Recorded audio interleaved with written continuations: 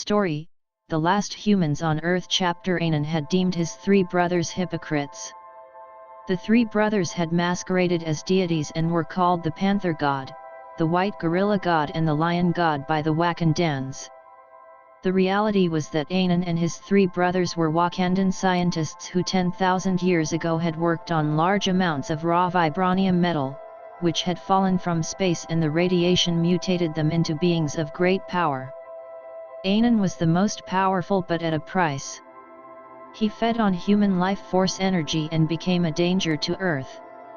The three brothers fought Anan, but he prevailed and he chased the brothers into another dimension. Then Anan devised a plan for Earth. Chapter: Inwardly Nginda was nervous, but he appeared composed on the outside. At his side was Slay, and she too hid her nervousness. Both were inside the monitor station controlled by the secret society. The reason that Nginda and Slay were nervous was that their freedom, the society, and their presidential campaign were in danger from T'Challa's investigation into the incident at the Resurrection Altar facility. Nginda had explained to Slay the operations of the time replica, therefore, she knew that the red signal on the large widescreen was assumed to be T'Challa, who had gone 2 weeks into the past and was inside of the constructed reality created by the secret society. The time replica worked on the premise that since time flow was linear, similar to a stream, then an object could be built in the stream in which a time traveler would enter instead of his intended destination, and his time travel devices would not detect the difference. T'Challa was inside a time replica that duplicated the real Resurrection Altar facility and its environment. The holographic humanoids in the time replica posed as people and fell sick from leaking gas. The concern for Nginda and Slay was if T'Challa would believe the fabricated reality. Furthermore, there were other complications in the operation of the time replica. Nginda and Slay were unsure if it was really T'Challa inside the time replica, since there was no means of identification. The production of the time replica was hasty, therefore, a glitch may have occurred that would have exposed the scheme. A favorable outcome would only be known when T'Challa returned, if it was indeed him. The red signal stayed in the time replica for 10 minutes, then the signal disappeared. Nginda told the engineers to keep him posted for further developments. He and Slay departed from the station, and they went to the summit of the skyscraper. Slay checked her watch. "The interview is in 10 minutes, said Slay. "We will get there in time," said Nginda assuredly, while he transformed in an orange glow from a well-built man in his 30s into the Hachira savage Hulk strength and size, grey exoskeleton, and accelerated healing. Slay was in her combat catsuit that carried survival gear and a hand cannon. Slay activated her hoverboard. She athletically leapt on it and rose out of the skyscraper. Nginda took flight. He felt an extra energy throughout his body that wanted to become loose, and he fell to the temptation.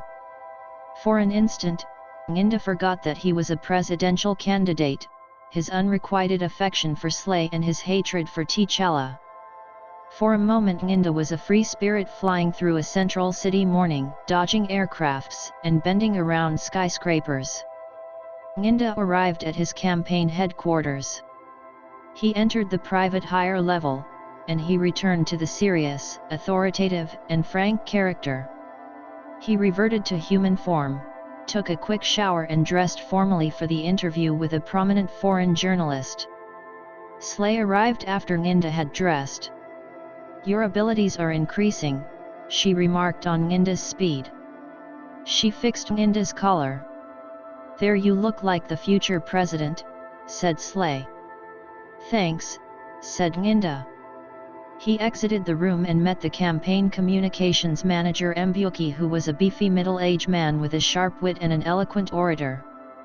"He is inside with his camera crew," said Mbuki while he strode with Nginda. "He will inquire about our policies, but mostly he will try to get at our stance on the Hider machine." The Hider machine was an Omega-class weapon created by Wakanda scientists. It could remove any size landmass or country and transport it to any dimension. "What has the UN said in the last 24 hours?" quizzed Nginda. A Joel Abiyaram is championing for the dismantling of the machine along with UN supervision, and he is rallying support from the transatlantic, the Middle East, the Caribbean, and South America. Russia and China are silent, but they want the same thing as the UN, replied Mbuki. And T'Challa's and Ororo's official position? None yet. They are stalling when they should be firm, thought Nginda, and it invigorated him. He opened the door on the BBC television journalist and his crew. Mbuki stayed outside the conference room while Nginda entered it. The journalist was Brad Bronson, host of the BBC Hard Talker television programme. He had flown in from Great Britain, for an exclusive interview with the presidential hopeful. Bronson was 57, balding, his tanned arms were salient since he wore a sleeveless shirt. Bronson understood that it was T'Challa who opened news channel feeds into Wakanda. However, foreign entertainment channels were blocked and the internet was not in the country, because Wakanda's computers operated on a higher platform that was incompatible with the world's present standard.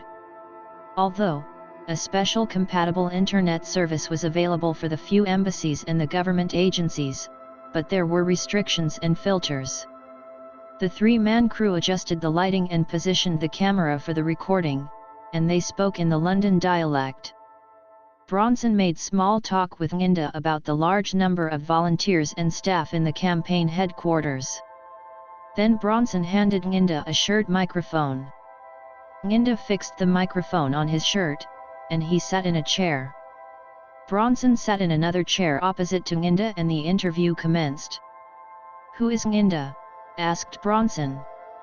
"I am a servant of Wakanda's people and seek their best interest," replied Nginda. "And you believe that Wakanda's best interest lies in a return to isolation?" probed Bronson. "Indeed," answered Nginda. "But would that not impact negatively on the neighboring states who are arguably developing at a faster rate than some years ago, and were aided by T'Challa when he was king and by some extent former President Achebe?" "Wakanda has to see about her woes first," responded Nginda. "For example, our young people population has grown at a rapid rate while the elderly population has also increased. That places a burden on our resource allocation.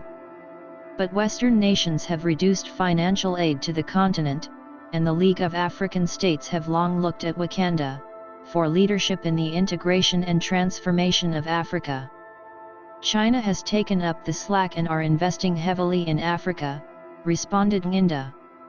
"As for economic integration, it is not foreseeable. Wakanda has no surplus production to trade and requires no goods from the outside world. And Wakanda should not dominate the other nations." Bronson crossed his legs while he listened and scanned the questions he had listed on a notepad that was on his lap. "Then Wakanda will be failing these states?" asked Bronson. "Failing? These nations need to stand on their own. They cannot be siphoning off Wakanda's gains and accomplishments.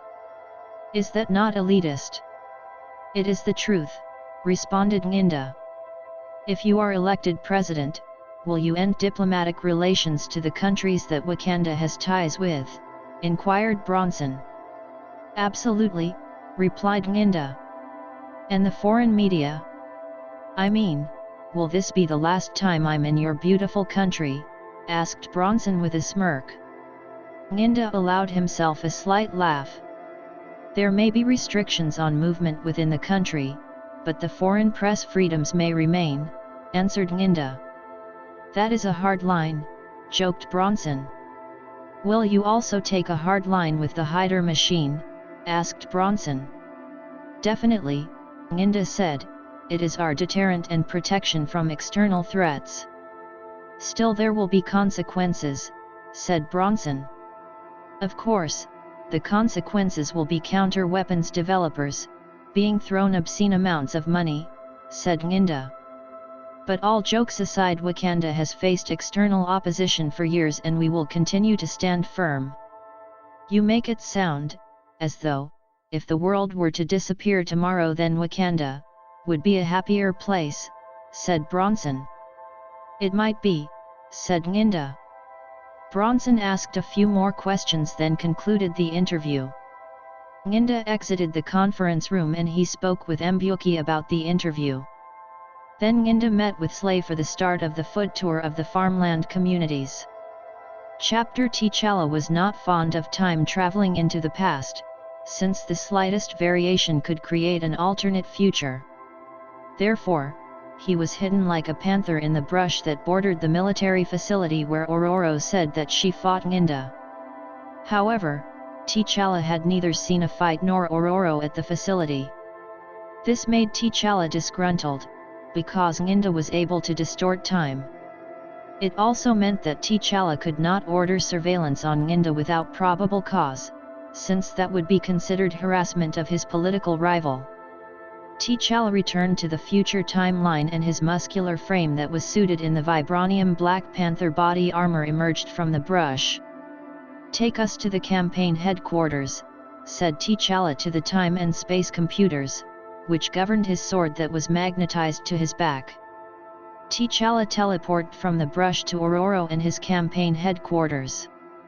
The small staff and volunteers were busy with the organization of the headquarters. Okoye, who was one half of Durham Mileage, the political campaign consultation firm, easily spotted T'Challa from her office window because of the Black Panther uniform and the military commander gate. Okoye was 24 years old, slender, and had tattoos on her arms. Her twin sister Nakia was on the telephone laying the ground organization for the campaign. This was their first management of a political campaign, yet they operated like experienced professionals and T'Challa and Ororo appreciated it. "Good morning, Mr. President," said Okoye as she stuck out the office and addressed the man who was 11 years her senior. "I need to speak with you." Okoye supported the dream Ororo and T'Challa had for the future of Wakanda, since the world Okoye saw on the foreign news channels did need the help. T'Challa peeled back his uniform's mask that revealed a shaven head and a face that had a clean broad chin and a flat nose. He entered the office and was greeted by two holographic motion pictures. They were slightly taller than his 6-foot frame. "Good morning, Okoye," said T'Challa. "What am I looking at?" "These are two proposed media ads," replied Okoye. "The first one has a voiceover and the visuals display several impoverished developing countries such as Indonesia, and the tagline is "You can end this by voting Ororo and T'Challa." The second one has the tagline "You are their hero by lending a helping hand" and depicts feeding developing nations' children. Okoye had realized that sympathy and duty were the themes that needed to be highlighted in the marketing mix for the campaign. T'Challa reviewed the two ads in a few seconds. "I like the tagline in the second ad, 'You are their hero.' It should be the campaign's tagline. We will show these to Ororo to get her opinions," said T'Challa. "Can I have a time when for scheduling purposes?" asked Okoye. "I am on my way to her right now, I will tell her and she will call." "Very well," said Okoye. "Good work by the way," said T'Challa. "Thank you." T'Challa then teleported to the presidential office where Ororo was engaged with work. Ororo had placed her natural white hair in a ponytail. Her slender 30-year-old body was relaxed in the chair, while she read the legal case of the general and the two pilots who took an Omega weapon without executive permission, to fight a monster that rampaged through Central City. The judges in the case followed protocol and sent the case for a presidential pardon review. Ororo felt responsible for the fate of the accused, because the circumstances were created when she left the country to deal with an insane Omega superhuman, while T'Challa was on the other side of the universe organizing regime change in the Hedis civilization. The main office from where T'Challa and Ororo worked from had two office desks that faced each other. The one on the right was Ororo's and the one on the left was T'Challa's. Both leaders had separate executive assistants. Ororo had sensed the teleportation energy before T'Challa had appeared. After T'Challa appeared, he leaned the sword on his desk. Nano-robots sheathed the sword's dark force energy blade. Dark force energy was the deadliest energy in all the universes. T'Challa kissed Ororo and stared into her natural blue eyes. He shook his head disappointedly. "There was nothing," T'Challa said. "We should speak with Taku, see what he knows," said Ororo. Taku was the couple's friend and a military scientist. "I'll contact him, and also Okoi has 2 media ads for your approval," said T'Challa. Ororo was thrilled that the campaign organization had commenced quickly, and she had the support of her colleagues in the mutant action group, the X-Men. "I will speak with her later this evening," said Ororo. Ororo returned to the legal case and showed it to T'Challa. T'Challa settled in his chair and brought up his copy of the legal case on an audible hologram. The hologram showed a recording of the court-martial. T'Challa and Ororo deliberated on the case for 20 minutes until they both decided to pardon the accused. Then a message came from the Foreign Affairs Division, that stated a request made by the UN Security Council Secretariat for a video conference meeting the next day. The topic would be the Hyder machine. "The point that they will raise is that it once fell into the wrong hands," said Ororo. "We have even more stringent protocols and security for the machine than before. This is what we will argue tomorrow," said T'Challa. "But does Wakanda need the machine?" asked Ororo. "That will be their next question." "Answer is that we do," said T'Challa. The rest of the day Ororo and T'Challa read reports, met officials, and planned for the UN Security Council meeting. Late in the evening Ororo visited the campaign headquarters and approved the second media ad option, but wanted improvements in the visuals, since Ororo had once lived in destitute conditions as a child. Meanwhile, T'Challa visited his childhood friend the burly Taku, who remembered that he had reviewed a draft for a time distortion program, when he was chief scientist, but the idea was scrapped. The last point stayed with T'Challa. The fact that the idea was discarded, yet someone implemented it, meant that several agencies and divisions were involved. T'Challa suspected the agency or division heads and clandestine groups that may be under them. He returned to his home and reviewed the history of the military facility. The official purpose of the facility was for storage of military documents. A thorough search found it to be true. But what was really in there? What are they hiding? Thought T'Challa. Nginda was still apprehensive, even though the day had passed without soldiers storming through his door and arresting him. It was possible that the time replica had fooled T'Challa. Then would T'Challa still believe Ororo? Thought Nginda. Then he thought of the presidency. The campaign tracking had Nginda comfortably in front of T'Challa, Ororo, and the UNDA. Should it continue, then he was guaranteed the presidency. Nginda's gaze fell on the photo of his deceased wife and daughters who died in the foreigner Darkheart's reprisal attack. Nginda placed the ultimate blame on T'Challa's and Ororo's interference in outside affairs, which was the inspiration for Nginda's run in the elections. He stepped out the quietness of his office into the din and bodies of the headquarters. The sense of victory replaced the apprehensiveness. If elections were called tomorrow, then I would win it, he thought. Chapter Central City residents awoke the next morning to a gigantic red cube floating above the city. The official appearance of the cube was 5:49 am. Ororo and T'Challa arrived at 5:57 am. Ororo rode wind currents created by her. As she flew around the cube, she did not sense any energy emanating from it. She relayed the information to T'Challa. A military observation post was created in a neighboring skyscraper. T'Challa appointed Taku the task of monitoring and analyzing the cube. Nginda and Slay appeared on the scene. They were equally baffled by the cube. Slay pointed out to Nginda that he had to prove himself a leader in a crisis for the electorate, else the focus of the elections would change from foreign policy to leadership skills. Nginda agreed and he inquired where he could assist from T'Challa and Ororo. "There is nothing for you to do," said T'Challa. It was the first time the two had met. "Nevertheless we are here," said Nginda. He and Slay remained in a special area in the vicinity of the cube. The Air Force contacted Ororo and informed her that several commercial airline planes had collided outside of Wakanda's airspace. 3 other planes had strayed into Wakanda and were not responding to calls. Ororo asked for the coordinates of the planes and they were given to her. The mission required the flexibility of flyers, therefore, Ororo swallowed her pride and asked Nginda and Slay for their assistance. T'Challa remained in the observation post and monitored the trio with satellites. Chapter: The commercial plane Ororo chose to pursue was surrounded by 5 fighter jets. Ororo flew to the plane cockpit to view the pilots, but there were none.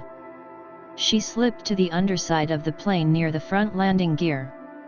Ororo used concentrated plasma energy from her index finger to cut a circle through the metal.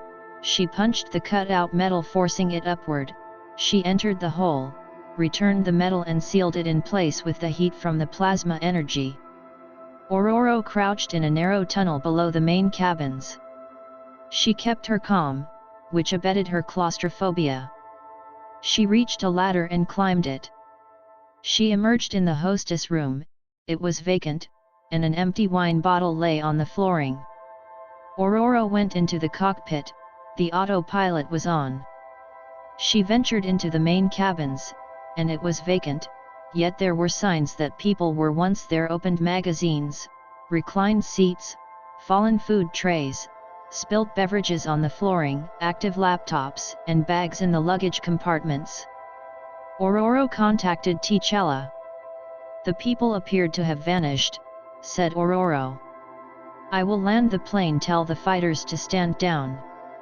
"What is the status with the others?" Ororo returned to the cockpit. She took control of the plane and used her experience as a pilot. "Nginda and Slay report the same thing," replied T'Challa.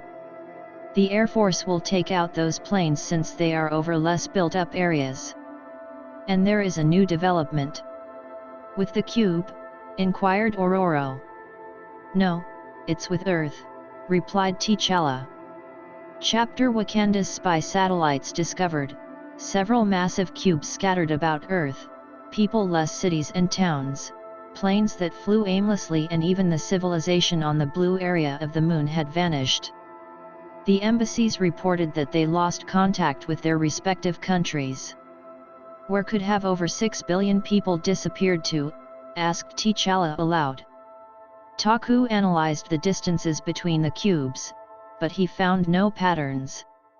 "Possibly they are compressed inside of these cubes," replied Taku. "Then why were we spared? Why are we the last humans on Earth?" asked T'Challa.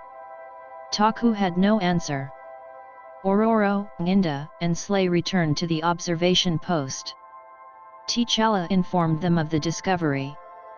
"We have to venture out," said T'Challa. He dismissed Nginda and Slay. T'Challa and Ororo convened a meeting with the military generals. The army and military scientists were ordered to occupy the 440 nuclear reactors around the world to prevent nuclear meltdowns because of no supervision at the reactors. A mixture of infantry and military robots were deployed to secure the cubes and sent to selected cities where they transmitted radio signals that offered help. The core army remained in Wakanda on standby. Commando units were sent to the space station Peak 2 since the artificial intelligence computers on board stated the station was vacant. A general suggested that Wakanda use the opportunity to learn the military secrets of the other superpower nations, and the idea was rejected by T'Challa and Ororo. After the meeting, T'Challa and Ororo addressed the nation on the developments.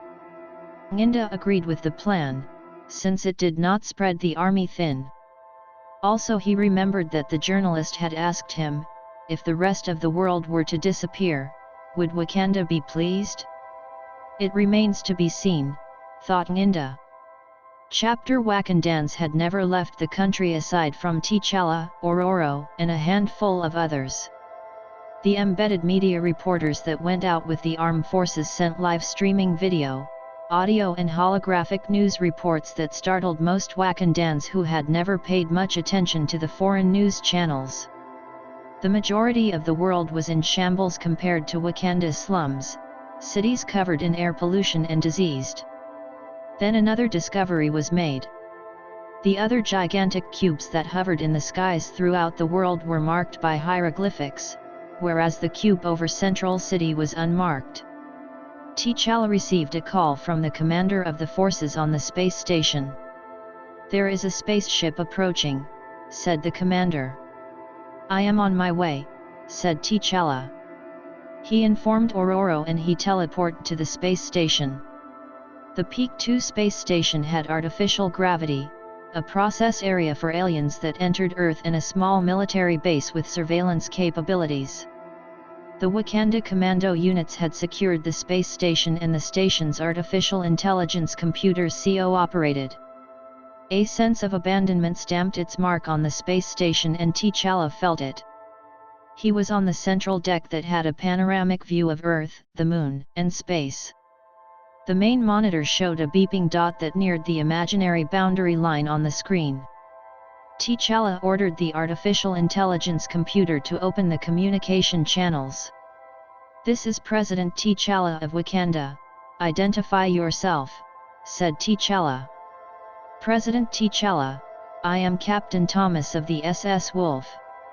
We are returning to Earth from an expedition on Mars." Suddenly there was an explosion in space that was seen from the deck. T'Challa glanced at the monitor. The dot had disappeared on the boundary line. "My word," said T'Challa out his humanity, since he knew that the spaceship was destroyed.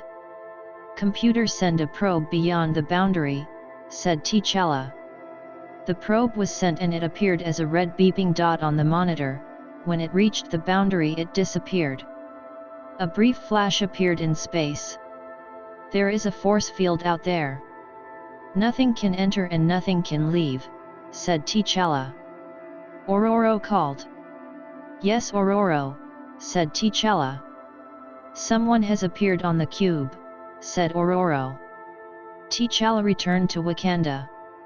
Chapter Anan had recovered from his fight with his brothers.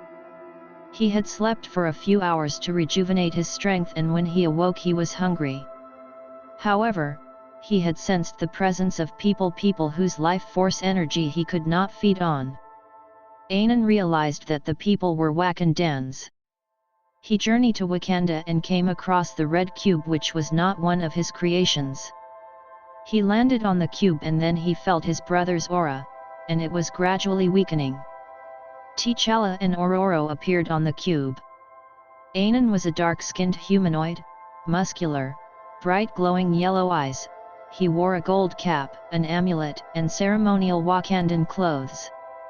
"Remove yourselves," said Anan. "Who are you?" asked T'Challa. Anan was impatient and directed his power towards T'Challa. T'Challa was punched off the cube. T'Challa teleported from the air and appeared behind Anan. T'Challa withdrew the sword from his back. The nano-robots retreated into the hilt and left the sharp dark force blade exposed. T'Challa slashed deeply into Anan's back. "Ag!" went Anan, and he arched backward. "Again, who are you?" asked Ororo. T'Challa noticed that Anan's wound was bloodless. However, a strange grey glow appeared in the wound. Anan straightened and laughed. "I now understand why my brothers sacrificed themselves for you all," said Anan. Then he disappeared. Chapter Taku and his staff analyzed the footage of Anan and the hieroglyphics on the cubes. He presented the results to T'Challa and Ororo. "The style of attire and the hieroglyphics are from the age of Bashanga," said Taku. "The amulet is a family heirloom. We traced it to the Travesky family. They have long disappeared. The records showed that the last of the family were 4 brothers: Anan, Fairy, Kelway and Adano, whom were scientists. Afterwards, Ororo practiced the creation of a teleportation net around T'Challa. She was successful on the second attempt. If Anan reappeared, the teleportation net would be used against him. Chapter Hunger forced Anan out of his hideout. He chose a random life force containment unit, which he had spent centuries painstakingly constructing in another dimension. The containment unit captured all human and alien bodies in and around Earth. Then Anan placed a force field around Earth and its moon as a border for his territory. The plan was perfect until his brothers interfered. Anan surmised that his brothers had combined their powers to shield Wakanda out of love for their followers. Therefore, if Anan destroyed his brothers, then Wakanda would be vulnerable. Anan teleported to the chosen containment unit. He was spotted by the military robots, and seconds later T'Challa and Ororo were on the scene. Since these cubes are his creations, then killing him will hopefully destroy them, said Ororo. Most likely, but we will give him a chance first, said T'Challa. Ororo created the invisible teleportation net around Anan. T'Challa charged into Anan. Anan stood on the cube and slowly absorbed the life force energy, but he only took a pinch, since he had to defend himself against T'Challa's attack. Anan stepped out the path of T'Challa's sword thrust. T'Challa disappeared and Anan could not track him. T'Challa reappeared and slashed Anan's face, then disappeared. Infuriated, Anan created a sword and shield in an instant. However, T'Challa slashed through the shield and severed Anan's hand. Then T'Challa disappeared. He is merely a human, thought Anan. Anan attempted to teleport but was impeded. T'Challa reappeared and slashed off Anan's right arm and vanished. Anan snarled. "You can end this," said Ororo. "Return the people." "I need them for me to live," said Anan. "You will not live through this," said Ororo. T'Challa appeared and took off Anan's left arm. Anan fell on his knees.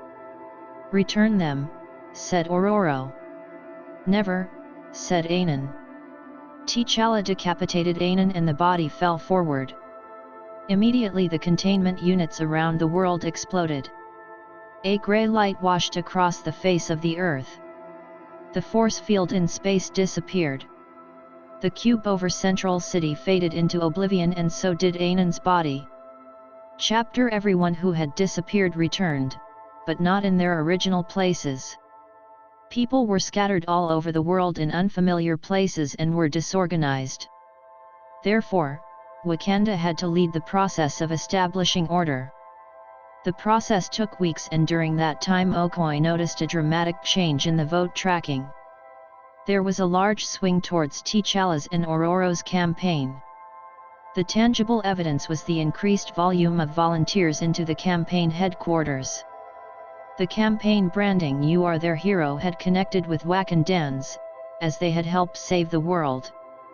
The media polls stated that T'Challa and Ororo were neck and neck with Nginda in the race for the presidency. However, once the world resettled, the issue of the Hyder machine returned. The United Nations Security Council handed Wakanda an ultimatum: destroy the machine or they would destroy it themselves. Next story, Crisis Story. Crisis chapter. In the mid-morning on the eve of Wakanda's general election, T'Challa and Ororo, the leaders of Wakanda, were notified that their political rivals Nginda and Slay were at the presidential office. T'Challa was a handsome 35-years-old man. His body had been made strong from years of battling threats to Earth and his homeland. His attractive wife Ororo was 30 years old, and she had an indomitable will that carried her through the perils of a superheroine life. Nginda was a sharp 36-years-old man, and his body was built like a boxer. The Hachurim monster inside of Nginda turned him into a juggernaut of power. While Slay was a beautiful 34-years-old woman and deadly in her military skills. The two opposite groups that vied in the close race for the presidency met in the briefing room. Nginda took the liberty of opening the shades of the window that had a view of the memorial monument for the million lives that were, needlessly, taken in the dark heart attack. Nginda and Slay had lost loved ones in the attack, which they vehemently blamed on T'Challa's and Ororo's superhero activities. T'Challa noticed the drawn shades and the monument. He had mourned for the lives that were lost in the attack. Ororo had also mourned, but she was focused on Nginda and Slay because they made it appear that Ororo was a liar to the nation and her husband. "Good morning, what can we do for you?" asked T'Challa. "Morning, I want you to withdraw from the election immediately," said Nginda. "Are you serious?" asked Ororo sternly. "A member of the UNDA crossed over to our party yesterday and he was present at the backroom meeting where both of you were asked to return to the leadership. Where you," T'Challa said, and I quote, "We are bad for this nation, we will jeopardize the safety of the nation with reprisal attacks from our enemies," said Nginda. "We can leak it to the media, and with tomorrow being election day, you can see the damage it will cause your campaign," said Slay. T'Challa made brief eye contact with Ororo and he understood that they were thinking on the same page. Then he said, "We will not exit the elections. Leak it if it pleases you." "You're a hypocritical bastard," thought Nginda. He glanced at Slay, and he knew that as friends they shared the same thought. "I see that it will take a lot more than putting the country needlessly in the line of fire before both of you develop a crisis of conscience," said Nginda. "But at least we mutually understand that you are both wrong for this country. Thanks for the meeting." Nginda and Slay left the presidential office. T'Challa and Ororo returned to the executive office. "Do you think that they will leak it?" asked Ororo. "Yes," replied T'Challa. "It was fortunate that last night we sensitized the supporters about the gravity of voting for us," said Ororo. "But the statements will impact on the swing voters," said T'Challa. The intelligence division rang. T'Challa took the call and a small holographic face of Mordecai, the intelligence division head manager, appeared. "Good morning, what is it?" asked T'Challa. "Morning, the UN are prepping the protectors and we have intercepted a transmission that states that they will strike us tomorrow," replied Mordecai. T'Challa knew that the protectors' purpose was to protect Earth, but if they attacked Wakanda, Ororo and him would be forced to try and destroy them, which Ororo and T'Challa did not want. "We will strike at them first," said T'Challa. "Gather all the intel on the Protector program." Chapter: The need for a common multilateral superhuman program, as the first line of defense and the last resort of an attack, was the genesis for the United Nations Protectors program. The Protectors were 100 humanoids that were born in test tubes, and they possessed durability, energy projection, energy manipulation, flight, super speed, super senses, super strength, super healing, and they could survive in any environment. The permanent members of the United Nations Security Council each had an activation key for the Protectors, and all the keys needed to be activated for the Protectors to be awakened. The Protectors were dormant in cryogenic cylinders, where information on their targets was transmitted as dreams into their brains.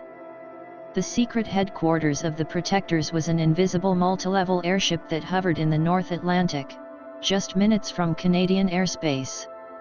The Protectors were prepared for their first mission, the destruction of Wakanda's Hydra machine. The Hydra machine could remove a country or landmass from the Earth and return it. Therefore, the United Nations Security Council demanded that Wakanda destroy the Hydra machine or it would be destroyed for them. Wakanda had refused on the grounds that the machine was for their protection and the standoff had created an international security crisis. The impending strike had two objectives: the destruction of the Hydra machine and the crippling of Wakanda's ability to recreate the machine. The location of the Hydra machine was deemed to be in the major military facility outside of the central city. But the strike was part of an overall plan for the international isolation of Wakanda until they ended the Hydra machine program. Joel Abierman, the United Nations Secretary General, was the architect of the isolation plan. he gained the support of the major world nations and economic packages were promised to developing nations for their cooperation. Chapter 9 Hours before the strike, a sudden electrical storm appeared around the military airship where the protectors were kept. Lightning bolts destroyed the communications antennas and the invisibility camouflage system. Then the climate around the airship became a harsh blizzard and the equipments outside of the hull quickly iced up and refused to function, like the guns of the soldiers. A bright golden light illuminated the upper deck, and when the light subsided 25 Wakanda commando platoons were on the deck. They fanned out quickly. Their objectives were to commandeer the airship and the protectors. The commandos were ordered to use non-lethal force, but all the crew had to be put off the airship within 30 minutes. The commandos wore white, vibranium-weaved, full-body armor uniforms. T'Challa wore the Black Panther full-body vibranium battle uniform. The commandos carried rifles while T'Challa's only visible weapon was the sword, which he had recently built. The sword was magnetized to T'Challa's back, and the sword had 2 time and space computers, which allowed T'Challa teleportation and time travel. Additionally, the sword's double-edged blade was made of a deadly energy called Dark Force, and nano-robots sheathed it. T'Challa moved like a panther through the ship as he fought and defeated the guards. Ororo was not in a vibranium uniform since the special metal reduced her ability to manipulate energy. But she was in the battle. She created tornado speed winds that threw down stubborn metal doors and they scattered enemy forces. Meanwhile, she kept the snowstorm outside of the airship. In 25 minutes, all the ship's crew had been forced to evacuate. That information was reported to T'Challa and Ororo by Shuri, a 34-year-old woman, the platoon's general. Immediately, T'Challa teleported to Wakanda, and he returned seconds afterwards accompanied by Taku, the burly 40-years-old chief military scientist, and 10 engineers. "Begin Phase 2, said T'Challa to the forces. The engineers took control of the computers that monitored the protectors while Taku invaded and downloaded the database that stored all the information on the protectors to discover their weakness. Meanwhile, the airship was piloted to an unpopulated island in its vicinity. The airship was lowered onto the island, and then T'Challa contacted the engineers in Wakanda who awaited the command to use the hider machine. "Do it now," said T'Challa. The engineers activated the hider machine and the island along with the airship disappeared from Earth. They reappeared in a dome that was in an interdimensional tunnel. T'Challa and Ororo teleported to Wakanda. They informed the nation of the preemptive strike, and then T'Challa and Ororo visited Abirman.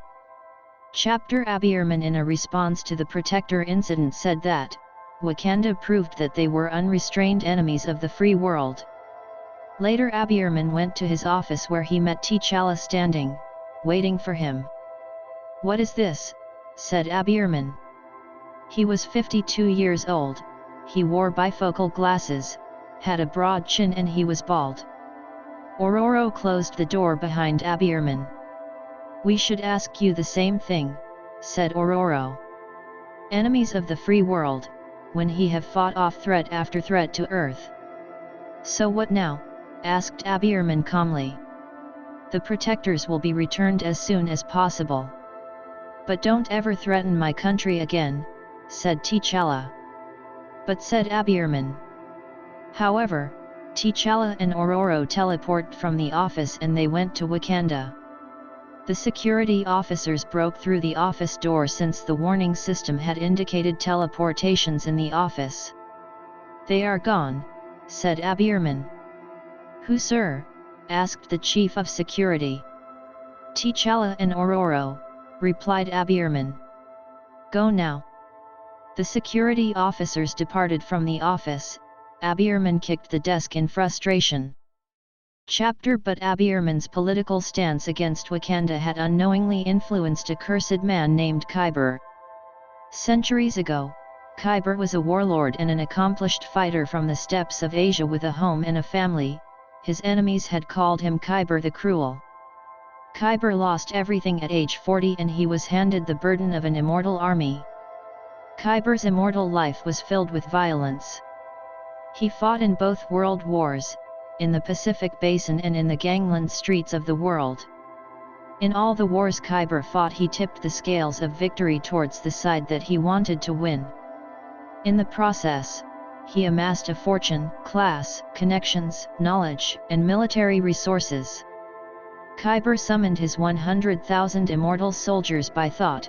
The soldiers were intelligent but they had no free will. Kiber agreed with Joel Abierman that Wakanda was a threat to the free world. Kiber realized that the United Nations policies against Wakanda were ineffective.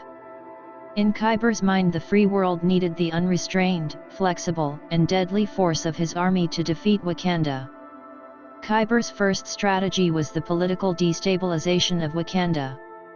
Kiber had procured a mutant inhibitor machine and a magnetism control suit for the purpose of terminating Ororo and T'Challa, and the prey would be lured into a trap. Chapter: A nondescript man stared down a silent Cape Town street. The Wakanda embassy was at the end of the street. The man wore a grey sport jacket that hid a bomb. In quick steps the suicide bomber made it to the embassy gates and he detonated the bomb. The quiet Cape Town district was awakened by the bomb's explosion. The explosion destroyed the front of the Wakanda embassy, most of the street, and it left a deep crater. After a minute there was movement in the crater. The scattered matter of the suicide bomber crawled to each other. Bone, tissue, and flesh reformed and soon the bomber was made whole, but his body had third-degree burns. His face was ugly and unrecognizable. He stared briefly into the sky, then he moved out of the crater. His muscles had not regenerated enough, therefore, he struggled as he climbed out the crater, and when he ran, the bomber ran until he reached the edge of the burnt-out area that was around the crater. A blaring police car skidded and stopped in front of the bomber, and an officer alighted from the car. "Stay calm, help is on the way," said the shocked officer. The bomber punched the police officer in the throat. The officer fell backwards. The bomber entered the car and pushed the other officer out of the car. Then the bomber drove the police car at full speed from the scene. 20 minutes later the bomber drove the police car off a pier and he disappeared into the sea.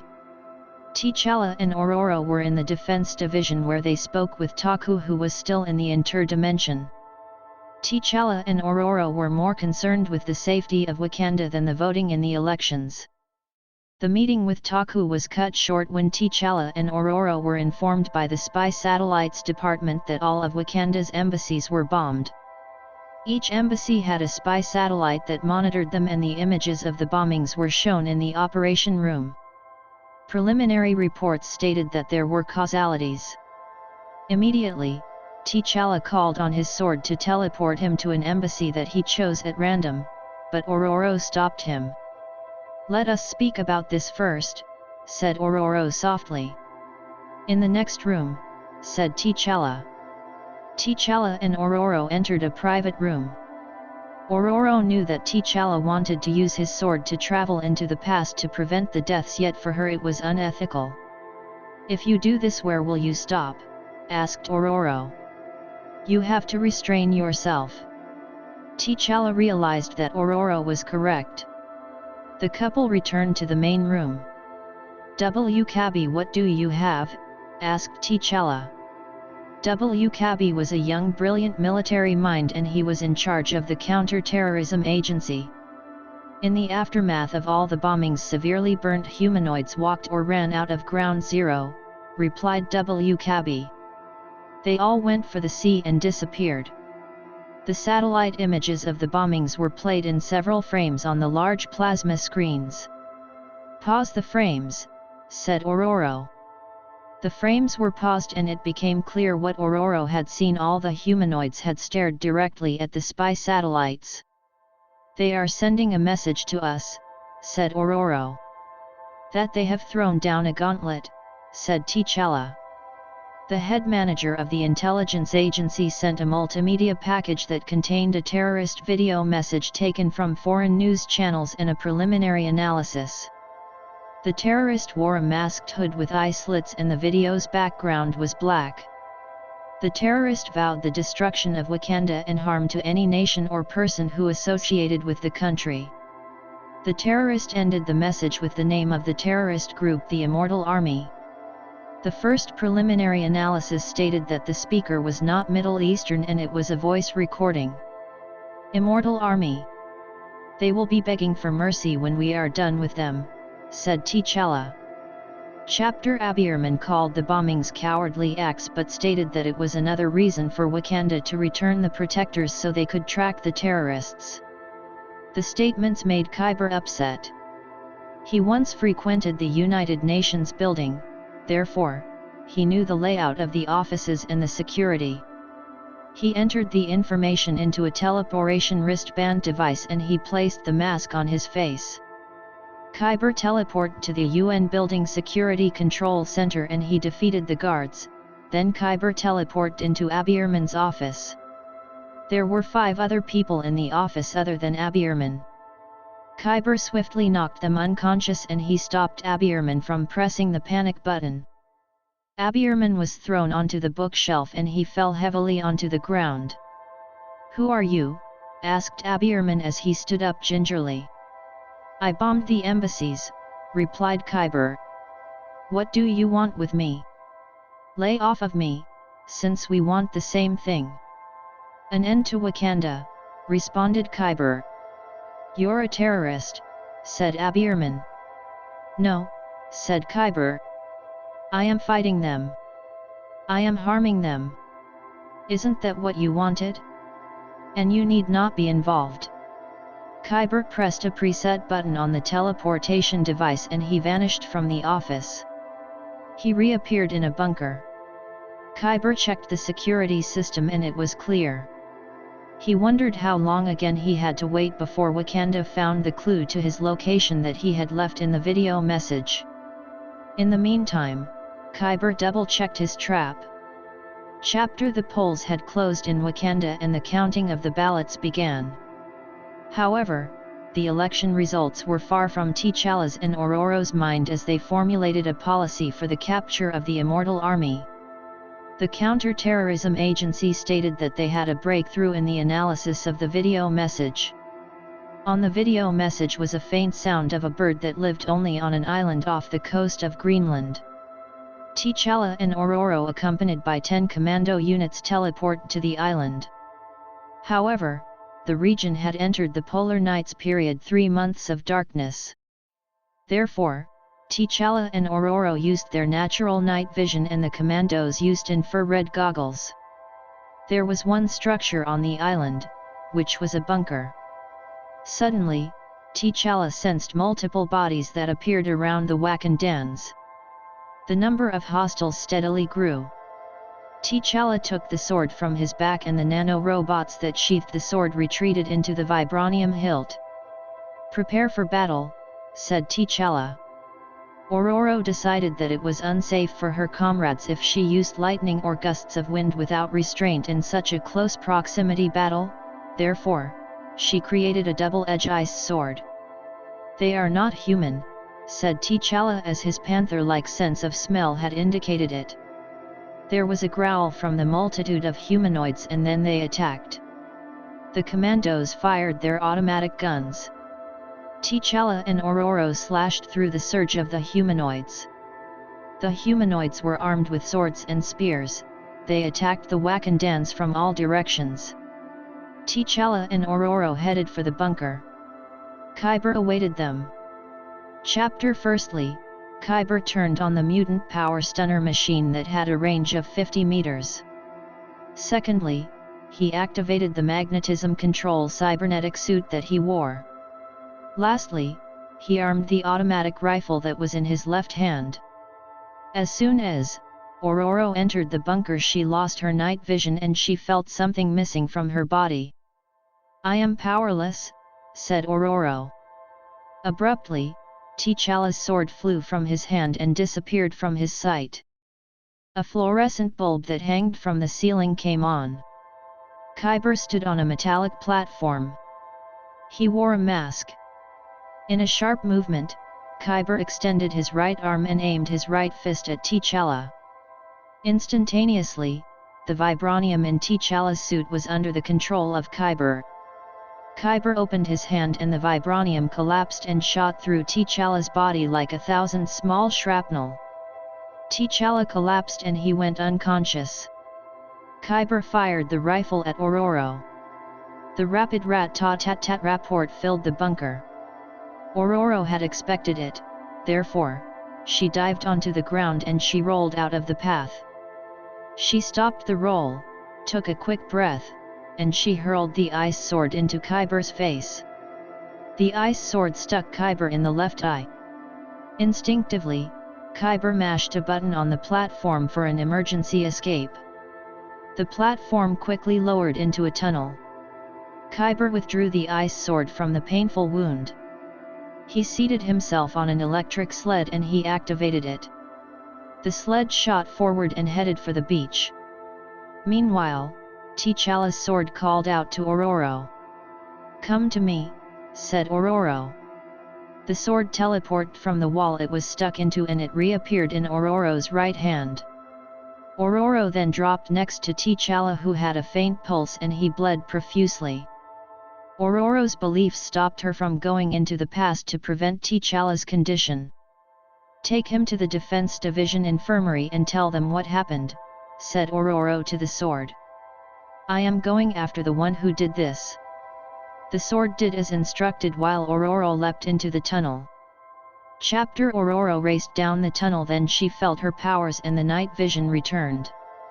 Ororo created strong wind currents that lifted her body and she was pushed forward at an extremely quick speed.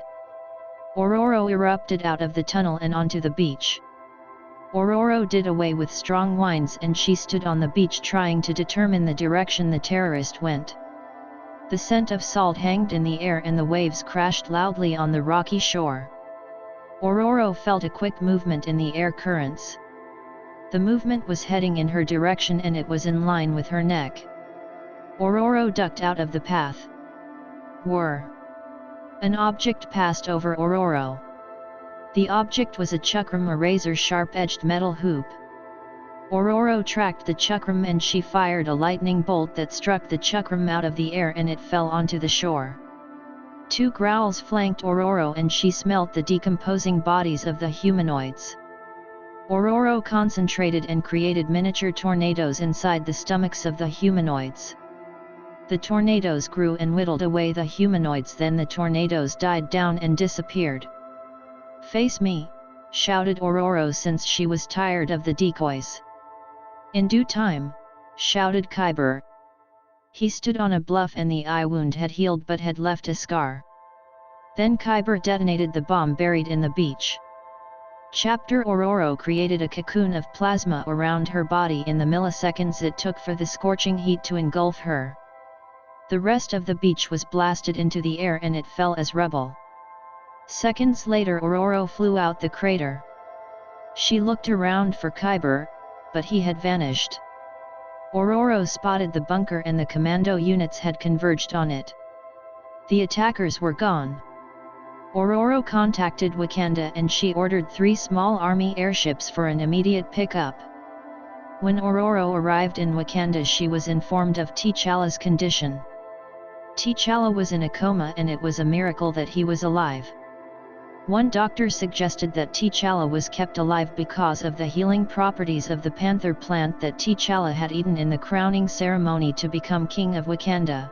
Only a person from T'Challa's lineage could consume the plant without dying from its toxicity.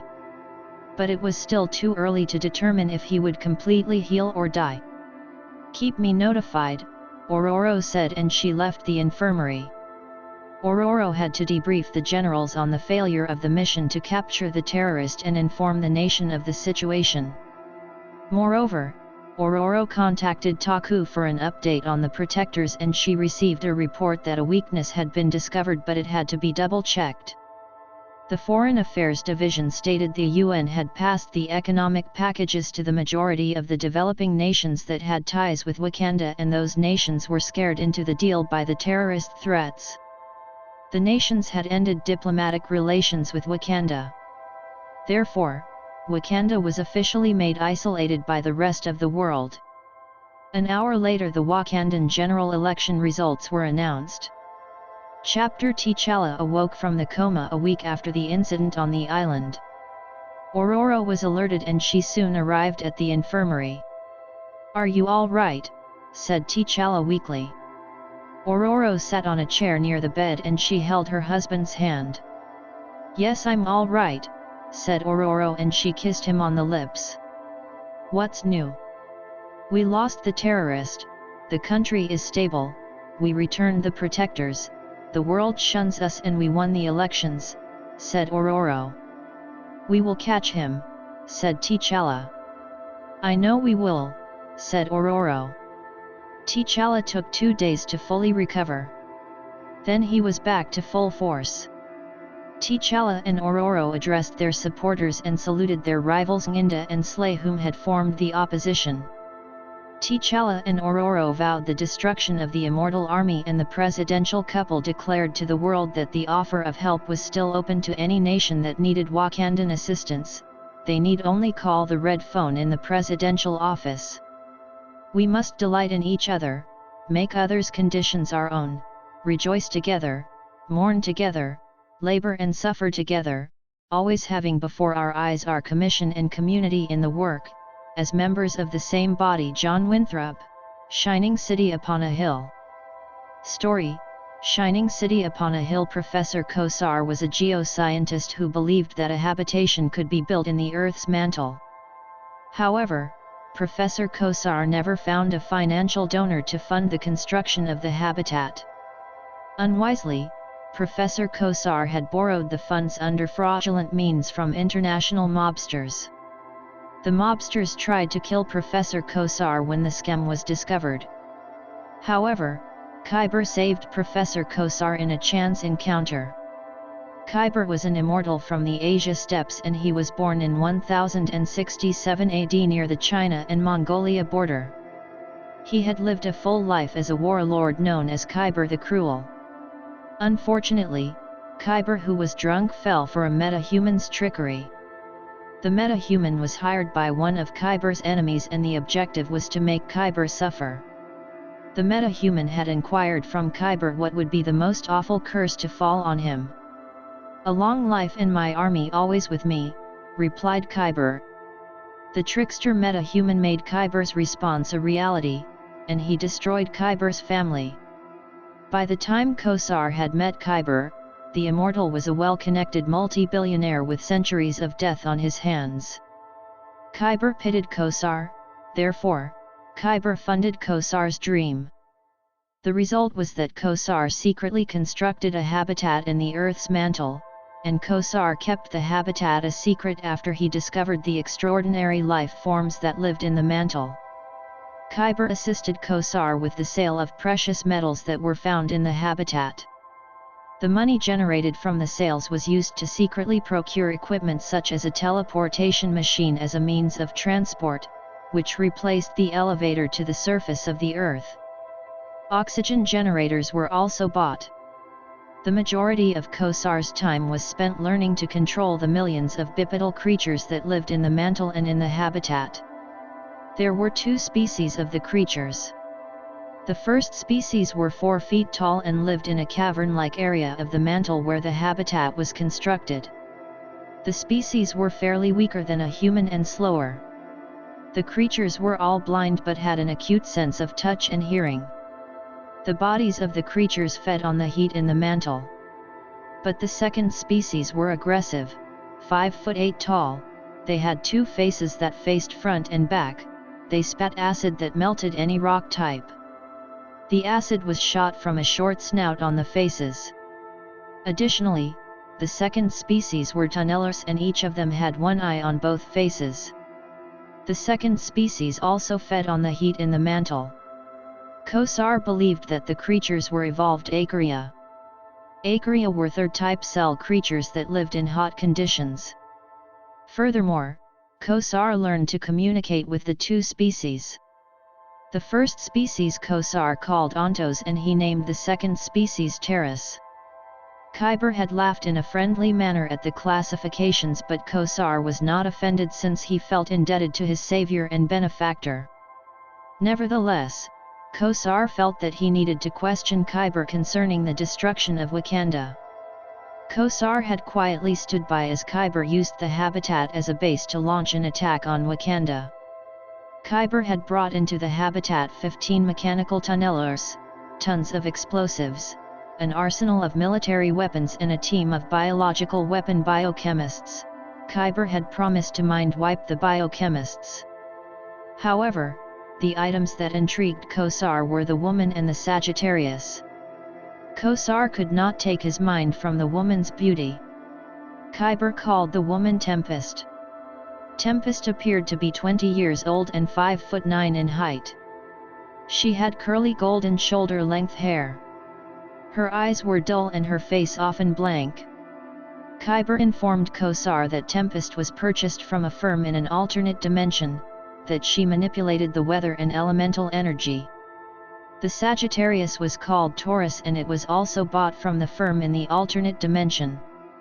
The Sagittarius had curved heavy horns like the ram of a bighorn sheep. The human-like chest, abdomen, and arms were muscular. The Sagittarius's lower anatomy was like a horse with large hoofs. However, the horse-like part of the body was metallic and the end of the tail was flat and sharp like a blade. The Sagittarius's red eyes threw out beams of heat that melted objects. Kosar had disliked Taurus because the Sagittarius caused tension with the Terras. Thankfully, the majority of the Terras had gone with the mechanical tunnelers, which headed for Wakanda. Kosar also played a strategic part in the planned attack on Wakanda other than the provision of accommodation. Kosar's knowledge of geophysics was used and it had worried him. Therefore, Kosar had decided to find out what motivated Kiber to commit such an act. Kosar stood at 5'6" and he was dwarfed by Kiber, who was the 6'2". At the time, Kosar approached Kiber for an explanation. Kiber was removing his left eye. Kiber used a mirror to aid the removal as he maneuvered a small knife and a tweezers. "Why exactly are you harming these people?" inquired Kosar. "They are a threat to the world," replied Kiber. Kiber took up causes so he would not be bored with immortality. The answer was not quite clear to Kosar because he was never interested in world politics. Kosar looked at Kiber, who had a shaven head and appeared to be man in his prime. "In what way?" asked Kosar. "They have a weapon that cannot be countered and Wakanda believes that it is exceptional so it can have the world on its toes without any resistance," responded Kiber. Kiber took out the left eye and he dropped it into a bowl, which was filled with a yellow liquid solution. Another eye was next to the bowl. The eye was an advanced organic technology designed for military use. Kiber inserted the new eye into the empty left eye socket before the rapid healing ability started. "I am the resistance and I will ensure that no one will have access to the weapon," said Kiber. Kiber blinked twice once the eye was inserted correctly. Then Kiber transferred the original eye from the bowl to a small transparent case that snapped shut. "I will be returning for this," said Kiber as he pointed to the case. Kosar smirked. "Then what?" asked Kosar. "I'll do some space traveling. Come back 200 years later, by that time my face would have been forgotten." Kosar placed his hands in his trouser pockets. Now Kosar knew the reason Kiber had taught him how to sell the precious metals on his own and conduct business on the surface. "On the other hand, you could find a good woman and settle down," remarked Kosar. "I can't have children, it is part of the curse, and I am not going to break some poor woman's heart after I disappear one day," said Kiber bitterly.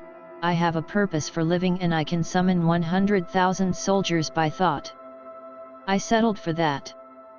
Kosar had not wanted to upset Kiber, therefore, Kosar ended the conversation and he left.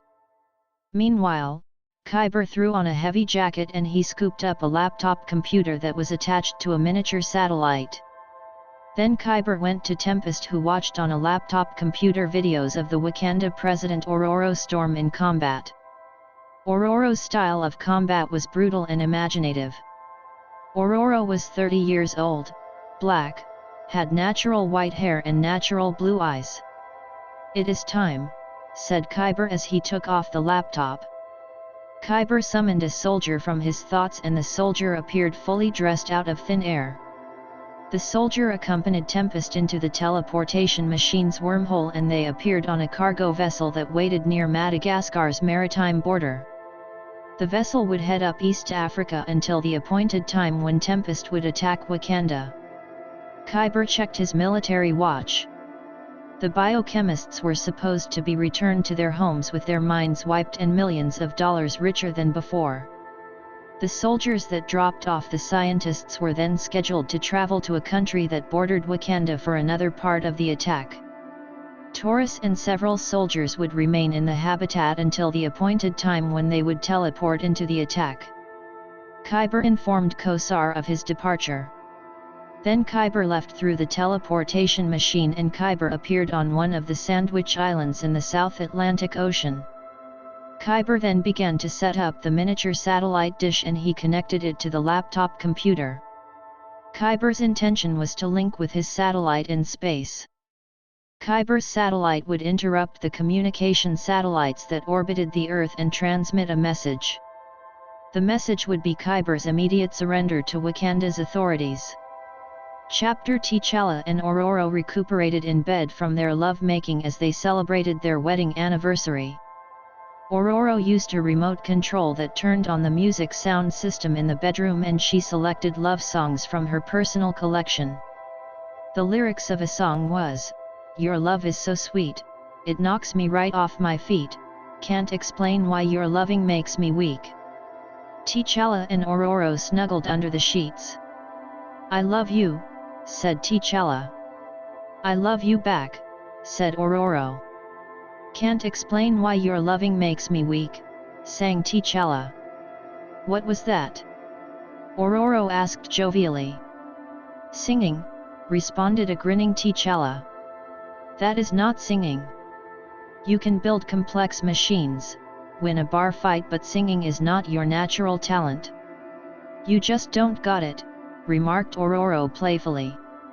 "But I have you, the best woman in the universe and any other universe for that matter," said T'Challa. "That kind of flattery will get you somewhere," said Ororo. T'Challa and Ororo kissed each other slowly. Suddenly, the two Kimoyo's palm-held supercomputers rang. T'Challa's hand was nearest to the remote control and he turned off the music while Ororo answered the call without the video phone option. The caller identification number was from Modokai, the Intelligence Division Manager. "Good morning, President Ororo speaking," said Ororo as she looked at the clock and it was indeed 5:00 am. "Morning, Mrs. President. We have a development. The terrorist has surrendered and has given the coordinates to this location," said Modokai in his dry middle-aged voice. While Modokai spoke, Ororo had placed the Kimoyo on speaker mode. Immediately, T'Challa had snatched up his Kimoyo. Simultaneously, T'Challa slipped out of the bed, he hastily dressed into his battle uniform and he grabbed his sword. "Where is he?" asked Ororo as she dressed. "The Sandwich Islands," responded Modokai. T'Challa activated the call conference option on his Kimoyo. T'Challa pressed a hidden button on the wall of the bedroom and the wall opened up to a brightly lit adjacent corridor. T'Challa raced down the corridor towards a vault. T'Challa entered the code and the door opened. Behind the door was a room filled with confiscated weapons from T'Challa's fallen opponents. The weapon that T'Challa was interested in was the Dark Force Field Controller. The controller created a dark force field that protected the body of the wielder. The dark force field was impenetrable except from another dark force instrument.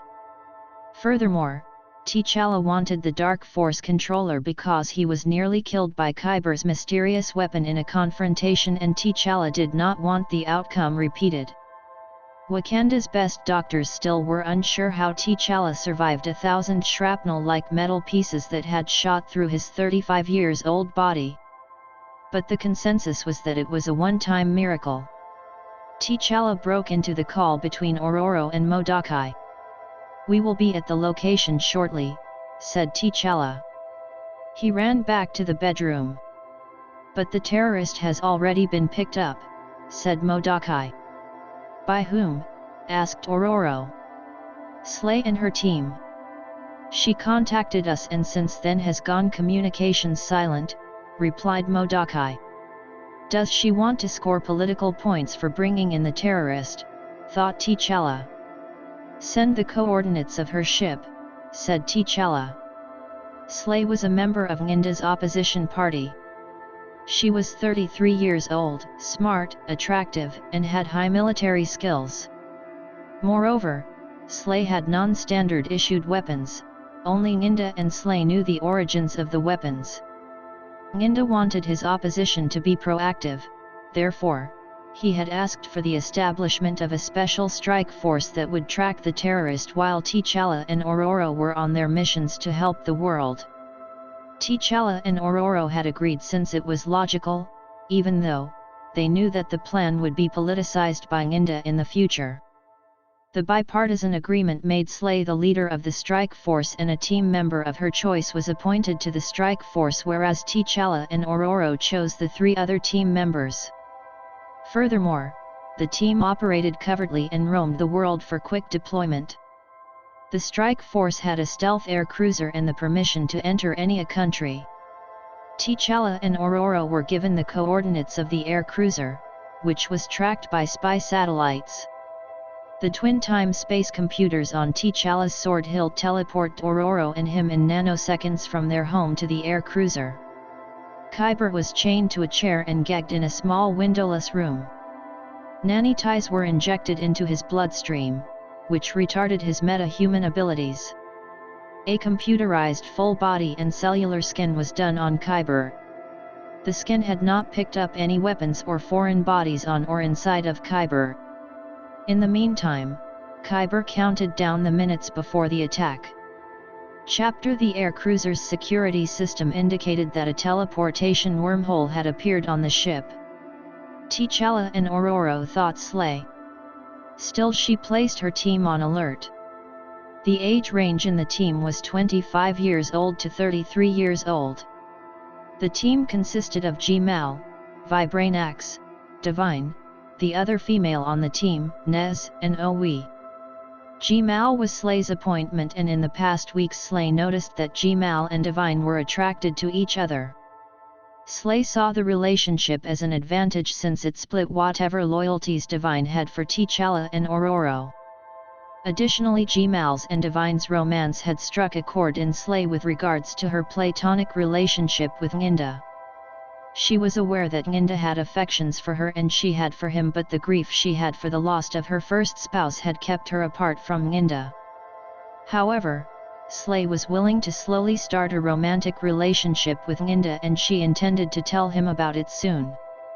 T'Challa and Ororo appeared on the captain deck of the air cruiser.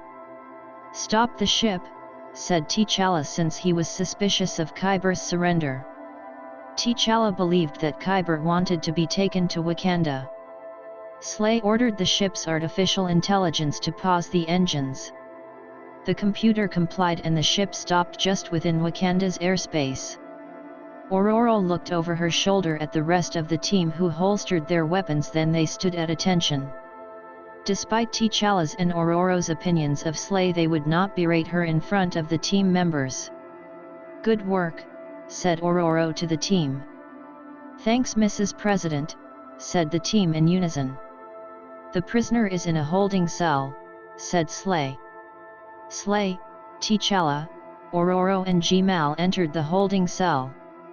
Slay instructed G-Mal to remove the metal gag from Kiber.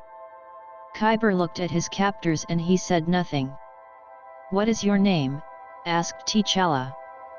Kiber remained silent and he stared dumbly at the ground.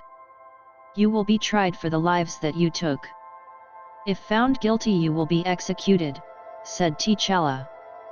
Kiber wanted to laugh at the absurdity of T'Challa's statement. However, T'Challa had removed the sword that was connected to the back of his uniform. The large blade's covering swiftly peeled back like skin into the hilt. The exposed blade was made entirely of dark force energy. T'Challa pointed the end of the sword in Kiber's face. Kiber did not know what the blade was made of, but his instinct told him that the blade would permanently kill him. "With this," said T'Challa coldly. "Gag him." Gmal quickly and forcefully placed the metal gag into Kiber's mouth. T'Challa, Ororo, and Slay exited the room. "We want to speak in private with you," said T'Challa. "Right this way," said Slay. Slay led T'Challa and Ororo to a private room. Slay had expected the negative reaction from T'Challa and Ororo. But Slay had not cared. Under the terms of the agreement, Slay was only answerable to an appointed independent oversight committee that represented the interest of the people of Wakanda. "You should have waited for orders from us," said T'Challa. "That will be the day," thought Slay. "Mr. President, the terrorist publicly announced his location to the world. If we had waited, other countries' military units might have reached before us. Thus I acted accordingly," said Slay. The Kimoyos rang and T'Challa answered his own. The caller was Soma, the Geo Division manager. Soma's face appeared on the computer screen. Soma had large cheeks, deep eyes, and a large forehead. "Good morning, Mr. President. There has been tremendous seismic activity underneath Wakanda and a field team reported an attack by unidentified creatures in the northern underground caves," said Soma. The Kimoyos indicated that a new call waited to be answered. Ororo took the new call on her Kimoyo. The call was from the commander of the Navy Division. The commander was a woman. "Good morning, Mrs. President. There is a 900-foot tidal wave headed directly for Central City. Expected time of impact is 2 minutes, said the Navy commander. "I am on my way," said Ororo. Ororo looked at Slay. "Where is the nearest exit door to get off this ship?" asked Ororo. "Down the corridor, turn right," said Slay eagerly, since Wakandan lives were at stake. "T'Challa," said Ororo as she spun around and ran out of the room. T'Challa and Ororo knew that Wakanda was under attack. T'Challa looked at Soma on the computer screen. "I'm going to the northern caves. Keep me informed of further developments," said T'Challa. T'Challa turned towards Slay. "Keep the terrorist here. Don't carry him to Wakanda," said T'Challa, and then the sword teleported T'Challa to the northern caves. Meanwhile, in the holding cell, Kiber's left eye turned green and began to glow. Kiber stared directly at the door and a green light exploded from the left eye. Instantaneously, the ship's security system warned of a teleportation wormhole in the holding cell. The wormhole opened wide enough for 3 soldiers armed with spinning barrel machine guns. The machine guns fired 1,000 bullets per minute. Immediately, the soldiers opened fire at the door. The adamantium-tipped bullets pierced the vibranium door. Gmal, who had returned to the holding cell, was shot. Divine, who responded to the alert, came behind Gmal and she dragged Gmal from the door. Gmal was 6'7" and beefy. He had on the standard vibranium military body armor, but Divine realized that he bled from gunshot wounds. Gmal struggled to breathe as Divine requested assistance over her communications link. Divine dug into her combat uniform's medical pouch and tried to stop the bleeding. In the meantime, the staccato of the machine guns filled the corridor. The other team members arrived and aided with the medical treatment of Gmal. However, the gunmen exited the holding cell and fired at the team. Slay rushed through the team and she opened fire with her pistols on the gunman while she ordered the ship to drop the doors, which sealed off the holding cell from the rest of the ship. "Move him to the upper decks," said Slay. "Vibe and Nez come with me." The bullets ripped through the door with ease. Then Slay heard the sound of thrust and she realized a rocket-propelled grenade was fired at the door. "Move it," shouted Slay to her team. The rocket-propelled grenade blew apart the door and the gunman recommenced firing. Inside the holding cell 10 soldiers exited the wormhole. The soldiers had rocket packs on their backs. 3 soldiers cut Kiber out the chair with a laser torch. Another soldier handed Kiber the magnetic cybernetic suit that Kiber had attempted to kill T'Challa with. Then Kiber was given a rocket backpack. Taurus exited the wormhole and he was instructed to cut a hole in the wall behind the chair. Taurus used the laser from his eyes and he cut a circle in the wall and then he punched the cut out.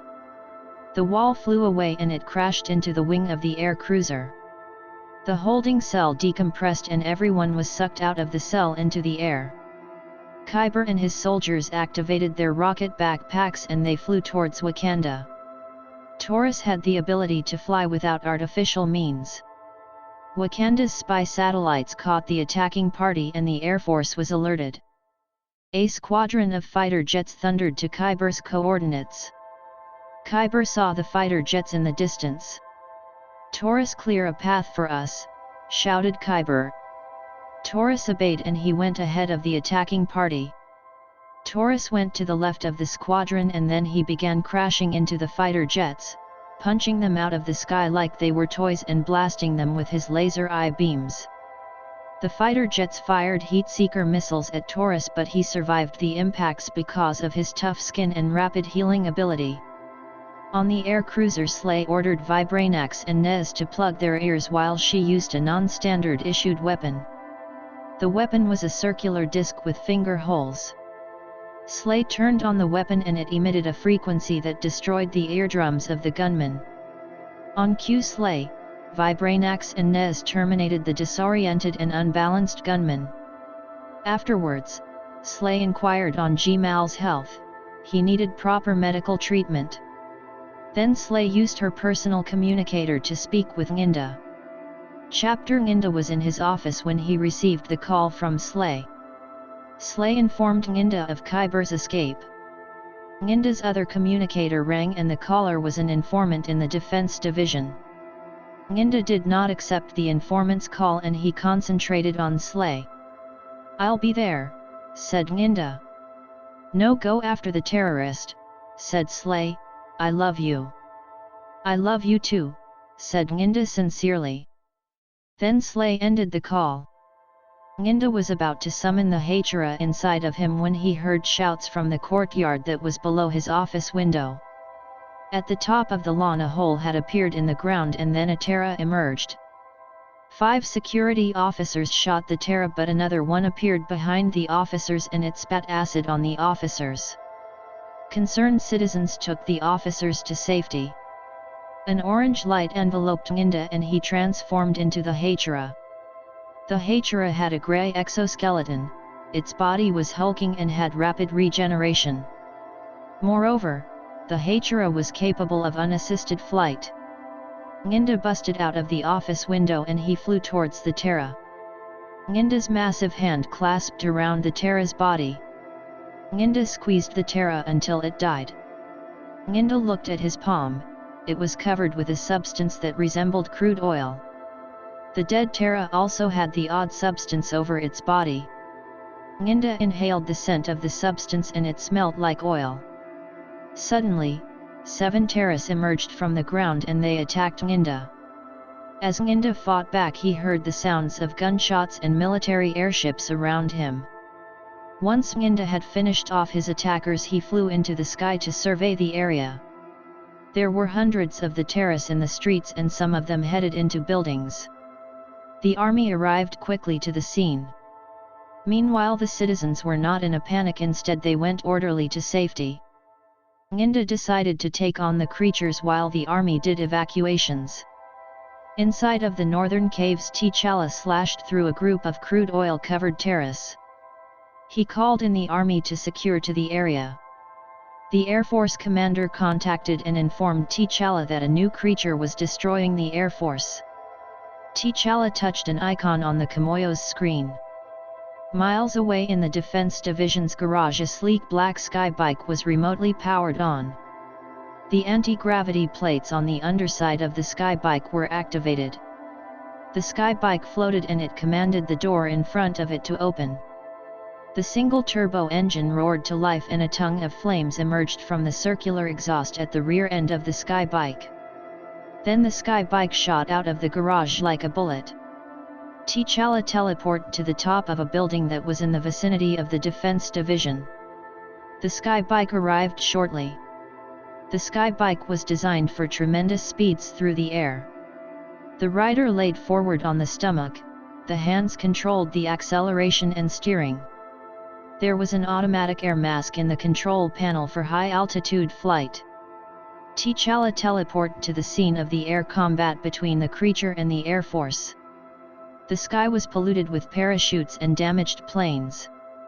A din was created by the cry of missiles, the explosion of planes and the thunder cracks of engines. T'Challa slowed the acceleration of the skybike. T'Challa spotted the creature and he steadied himself with the sword in his right hand. I have to guess its next target, thought T'Challa. Taurus moved with the energy of a wild mustang and at times it seemed as though he galloped majestically in the air. T'Challa guessed Taurus's next target and T'Challa teleported in front of the fighter jet just as Taurus neared it. T'Challa's right hand was sure and T'Challa swung the sword's blade into Taurus. Taurus was cut in half and the carcass plummeted to the ground. T'Challa contacted Air Command for the location of the body. Once T'Challa had the location, he accelerated the skybike and he rode down to the site. T'Challa slid off the skybike and he confirmed that Taurus was dead. T'Challa heard 100 thunders at once, the clouds blackened and grew ominously until the sunlight was completely gone. Ororo, said T'Challa. Chapter Ororo had arrived in time to combat the tidal wave. The tidal wave was a gigantic wall of blue water that moved swiftly towards the land. The tidal wave already had several ships in its bosom. There was a hush between the Goliath body of water and the seafront. Ororo concentrated hard. She wanted a pressure dome, a big one. Ororo estimated the center of the tidal wave, which was difficult because of the extreme width of the tidal wave. Suddenly, Ororo released a powerful pressure dome. The tidal wave lost its forward momentum and the pressure dome's extraordinary force pushed the tidal wave backwards. Subsequently, the body of water collapsed backwards and it returned to the ocean. A high-voltage bolt of lightning struck Ororo. Ororo was not affected as a weather manipulator. But the lightning and the tidal wave were distractions created by Tempest. Tempest flew as quickly as lightning itself and she punched Ororo in the jaw. On Tempest's hands were knuckle rings and each ring had a small spike. Ororo steadied herself. The adrenaline in Ororo's body lessened the pain of the scratch on her face. Ororo saw Tempest, who floated on the wind currents and was attired in a brown jacket and camouflage pants. The sky became murky and hellish. She is not in control of her emotions, thought Ororo, since she knew that the weather was attuned to a manipulator's emotional state. Therefore, Ororo was made aware that the opponent was powerful but inexperienced. "Identify yourself, girl," said Ororo. "He calls me Tempest," said Tempest. "She means the terrorist," thought Ororo.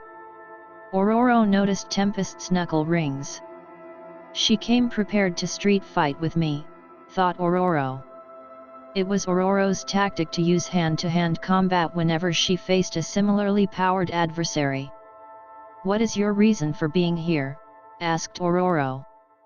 "To end your life," replied Tempest. "Dearest, you're out of your league," said Ororo. Ororo charged into Tempest.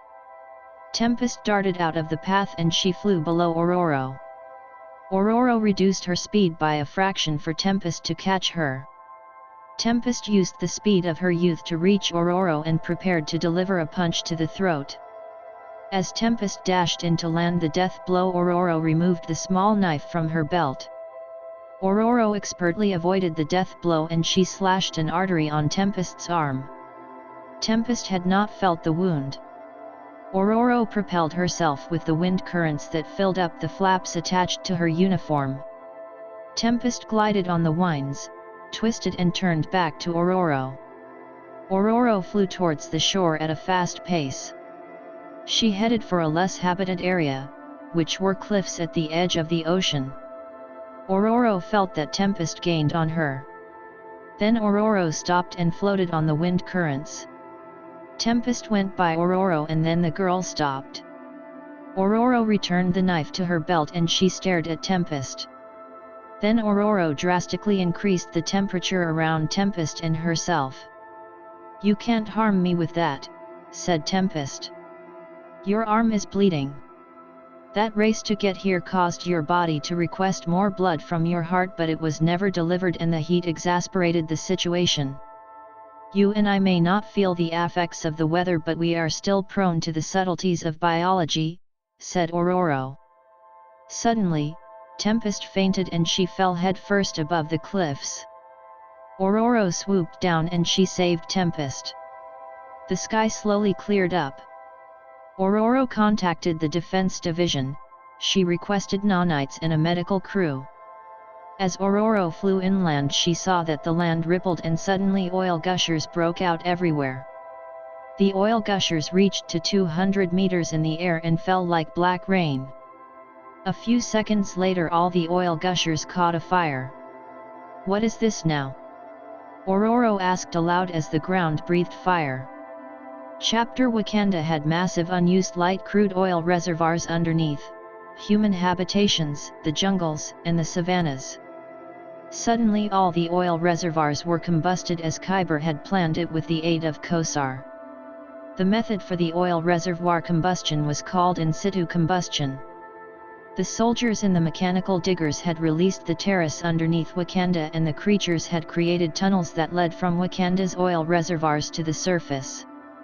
Oxygen was injected into the oil reservoirs and explosives were detonated in the oil reservoirs.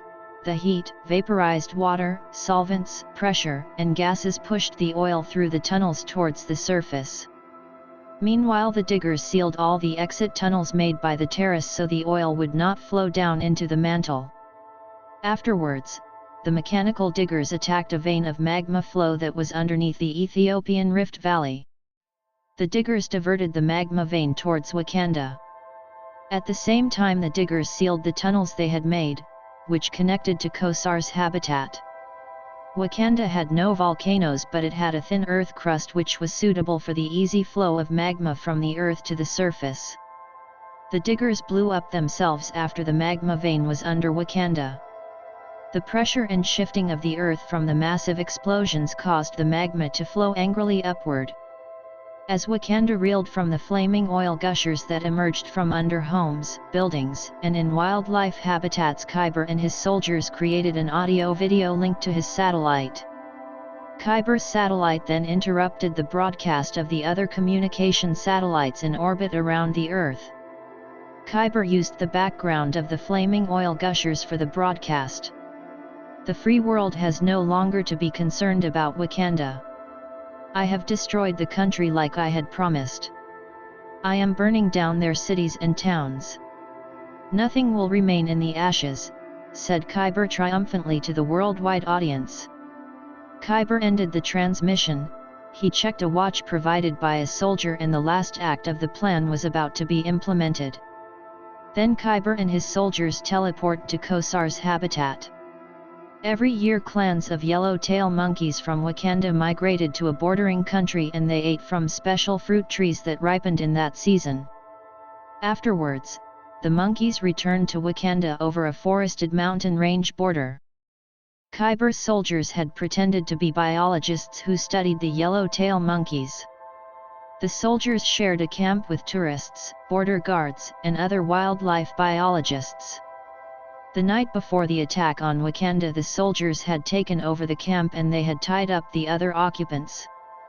Afterwards, the soldiers brought up a truckload of yellow-tail monkey androids. The androids were placed in two groups. The first group of androids contained a plague that was created from an extraterrestrial bacterium. The plague could be spread through the air, by contact, and body fluids. The plague killed all organic life forms and it was easily spread from animal to human. The androids were programmed to spread the plague once they were inside of Wakanda. The second group of androids carried bombs. The borders of Wakanda were patrolled by invisible robots. Special robots patrolled the yellow-tail monkeys' migration path. These special robots scanned the monkeys for diseases. The armed androids would venture first into Wakanda with the real monkeys and destroy the robots in the explosion. The plague-carrying androids would enter Wakanda in the confusion. The appointed time came and the androids were released. Chapter T'Challa was in the Situation Room. Moments before, T'Challa was in the area where Kiber made the transmission. But Kiber had gone by the time T'Challa had arrived. The spy satellites surveyed Wakanda but there was no sign of Kiber. Soma the geoscientist was brought inside the Situation Room for his expertise. Ororo was in the field and she carried away the oil gushers' toxic fumes from the cities. The Wakandans used their ingenuity and cooperation to extinguish the burning oil gushers. It was a shining example of Wakanda's strength as a nation. But Soma knew that most of the work needed to be done underground. Then Soma noticed the new threat. Mr. President, the seismic sensors are reading the expected emergence of huge volcanoes, practically everywhere, said Soma. How soon? Asked T'Challa. Within the next hour, replied Soma. Soma activated a hologram of Wakanda's underground layout. Soma indicated where tunnels were required for the reduction of the pressure in the earth and the redirection of gases.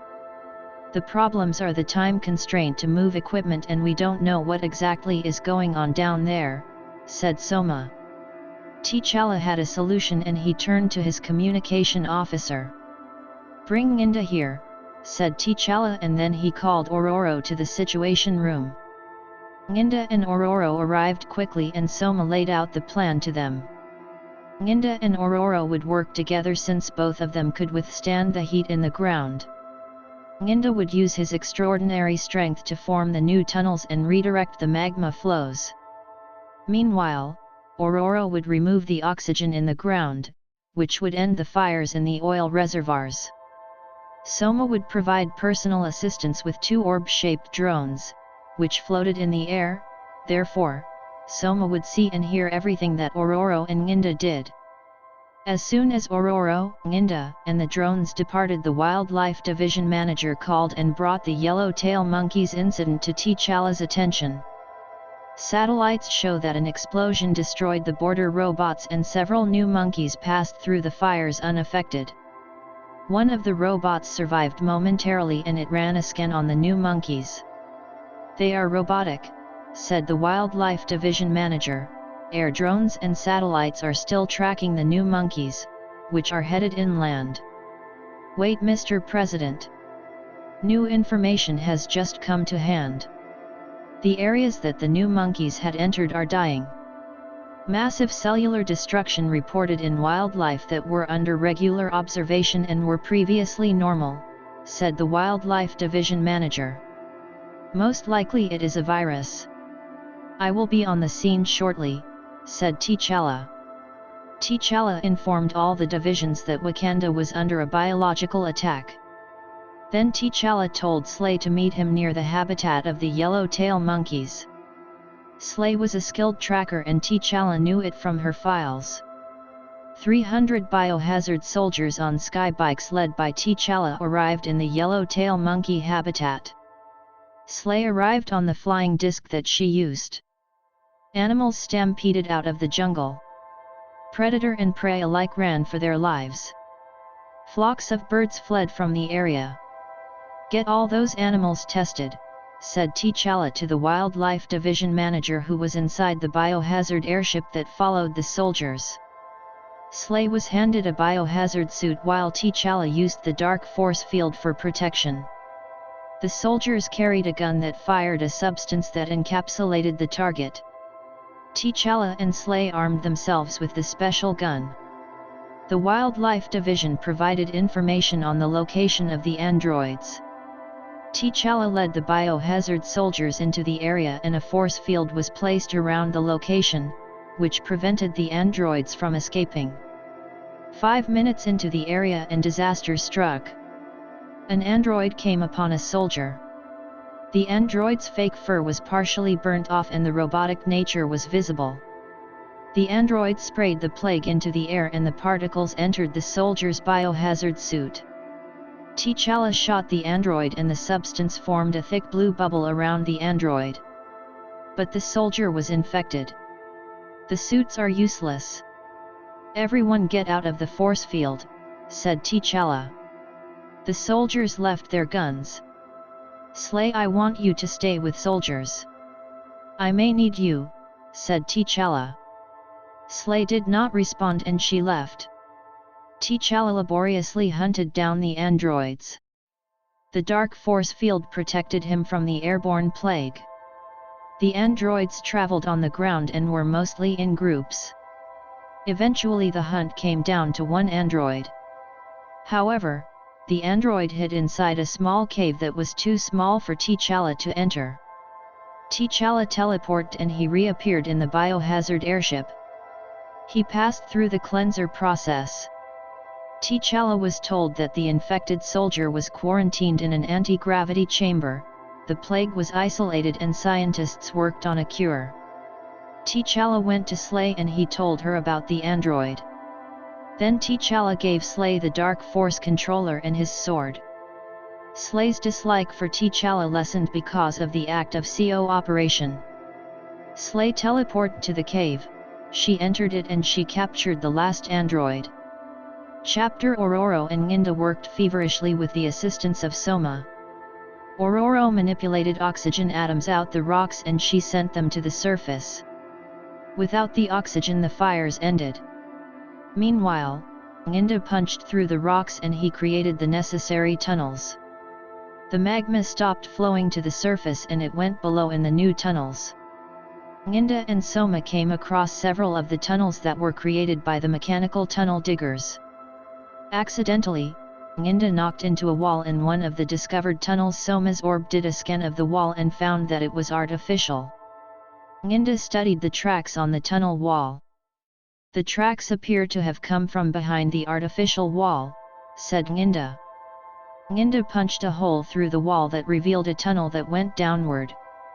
Soma sent a probe from the orb and the probe went down the tunnel.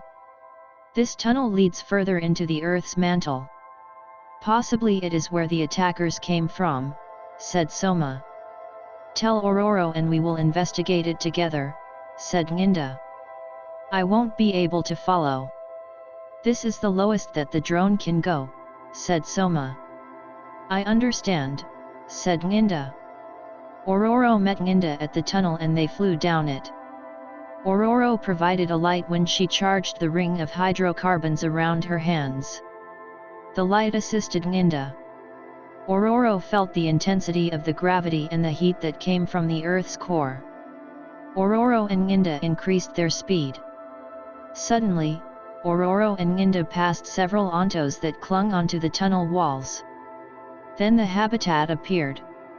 The ontos scattered and the few terrace rushed towards Ororo and Nginda. Nginda rampaged through the terrace. Ororo flew to the ceiling for a better view of the habitat. Kiber and Kosar saw Ororo.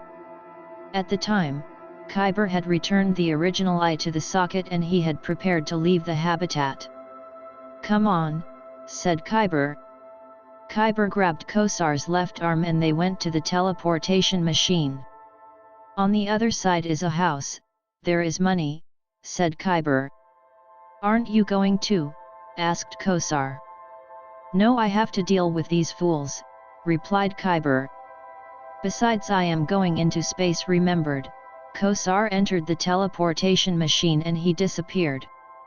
Immediately, Kiber stamped a small bomb on the teleportation machine and he walked away. The teleportation machine exploded. Then Kiber summoned his soldiers. Kiber and his soldiers armed themselves with automatic rifles. The soldiers attacked Ororo and Nginda while Kiber carried a small floating platform to the base of the habitat. Tons of explosive material were on the platform. At the base of the habitat were bubbling pools of a hot silver substance. Kosar had believed that the substance came from the Earth's core. Also in the base were the pipes that drew heat from the rocks. The heat was used to power the habitat. While Kiber prepared the detonator for the bomb, he had not realized that Ororo had descended behind him. Ororo had defeated all of the soldiers when she ignited the gunpowder in their rifles. As a result, the rifles exploded in the soldiers' faces. Nginda pointed out where he had last seen Kiber. Ororo waited for Kiber to turn around. Kiber did. Ororo fired a lightning bolt from her left hand. The lightning struck Kiber and he stumbled into a pool of the hot substance. Kiber was submerged in the pool for 20 seconds, then he surfaced. Kiber crawled out the pool. He was covered in the substance that quickly hardened like concrete. Kiber's body stopped crawling and he froze like a sculpture. Instantaneously, all of Kiber's soldiers disappeared. Ororo touched Kiber but he was lifeless. Chapter Ororo and Nginda returned with Kiber to Wakanda. Subsequently, the army took over the habitat. However, T'Challa and Ororo were called to the Defense Division medical ward by the doctor who treated Tempest. "We have to purge the nanny ties from her body because they are harming her baby," said the doctor. "She is 3 months pregnant." Next story, a woman named Tempest. Story, a woman named Tempest. A year ago, Tudor had transferred his consciousness from his human brain into the brain of a mutant that was manufactured by the company that he partly owned and managed. Tudor had frozen his original body and he kept it in a vault for sentimental reasons. In contrast, Tudor's older brothers Abe and Ori had destroyed their human bodies after they had consciousness transfers. The consciousness transfer was Abe's idea after he, along with Ori and Tudor, had taken control of the family business Omi Arms Manufacturers when their parents had died. Omi Arms Manufacturers produced formidable mutants as weapons and sold them to the different dimensions. Gold was the standard method of payment for the weapons since the precious metal was existent in all the dimensions. Dimensions that Tudor wished he could visit regularly like his brothers. Instead, Tudor was the headquarters manager. It was a mundane position that left Tudor with nothing to do other than checking receipts, issuing invoices, and receiving orders. As Tudor checked the receipts against the issued invoices, he came upon a particular invoice that contained the sale of a female mutant to Earth 616. As usual, the female had no proper name and she was identified with a serial number. But Tudor had intimately known the female mutant. Both Tudor and Ori had seen the female mutant at the same time in the production laboratory. The woman was a stunning beauty. She had golden hair, purplish eyes, and a 20-year-old slender body. The female mutant was given the ability of weather and elemental energy manipulation. Moreover, the woman was docile at that point in time. Tudor had visited the woman on 3 occasions and he kept it a secret. The reason for Tudor's secretive action was that he had believed that the truth might have displeased Abe. Abe was temperamental and egotistic even before the consciousness transfer. Subsequently, Abe's personality worsened to the point where it was difficult to speak with him after the consciousness transfer. Ori was more reasonable, but Abe intimidated him. The woman spent a week in the production laboratory, then she was sedated, packaged into a box for delivery and sent to the buyer. Tudor had liked the woman and he wondered if he would ever see her again. At that moment, Tudor received an urgent call from Kanan, the sales representative on Earth 616. Kanan was an android. "Excuse sir. We have a situation. A group wants us to discontinue operations in this dimension, but they are willing to meet to discuss the issue," said Kanan. Tudor studied that all three brothers were needed on Earth for the meeting. However, Abe and Ori were at far-flung dimensions and they would need time to return. As a result, Tudor waited and he planned to contact the woman with telepathy once he was on Earth. Chapter: The alarm in the Wakanda military prison sounded and immediately the reason for the alert was determined. The oxygen level in the black vibranium cube was dangerously low and it fell further by the second. Inside of the vibranium cube was the woman named Tempest and she was a prisoner because of her part in the attempted destruction of Wakanda.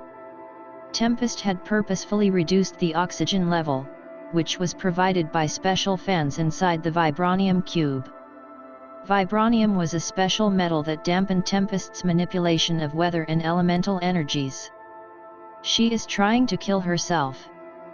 Contact the presidents," ordered the prison warden. T'Challa and Ororo, the joint presidents of Wakanda, were in the middle of the country. They assisted and coordinated the reconstruction of Wakanda's infrastructure, which was destroyed in the attack. T'Challa teleported large debris with the aid of his sword that had twin time-space computers. Meanwhile, Ororo moved destroyed buildings with manipulated strong winds. Additionally, the opposition party leader Nginda was in the reconstruction process. Nginda was in the form of the ultra-strong Hachira and he flew while he easily carried tons of damaged property. When T'Challa was given the news of Tempest's condition, he teleported and picked up Ororo, then they teleported to the prison. Ororo hurried to the vibranium cube. The cube was 20 feet high, windowless and it had a single door. The warden opened the door for Ororo. When Ororo entered the cube, Tempest was slumped on the floor. Ororo rushed to Tempest. Tempest was barely conscious. Ororo brought Tempest out of the cube and placed her on the waiting table. An oxygen mask was placed on Tempest's face while a doctor checked her vital signs and the baby inside of Tempest. Tempest was 3 months pregnant. Tempest opened her eyes as she inhaled deeply and then Tempest realized that she was outside of the cube. Freedom, thought Tempest, and she attempted to fight off the doctor. But Ororo grabbed Tempest's right hand. "Don't," said Ororo. For a moment an electrical bolt grew in Tempest's right hand, but an electrical bolt created by Ororo's hand met it. There was a brief battle between the two lightning bolts.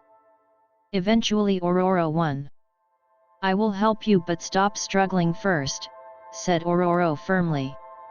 Tempest feared Ororo at that moment, therefore Tempest relented. The doctor examined Tempest with a camera that saw directly in the body and the doctor found that the baby was unharmed. The warden went over to Ororo. "Tempest's lawyer is also here. He was scheduled to meet her in 10 minutes, said the warden. Under Wakanda law, a military court tried a captured enemy combatant. Tempest was charged with terrorism and a guilty verdict meant life imprisonment. Additionally, the state would take custody of Tempest's baby.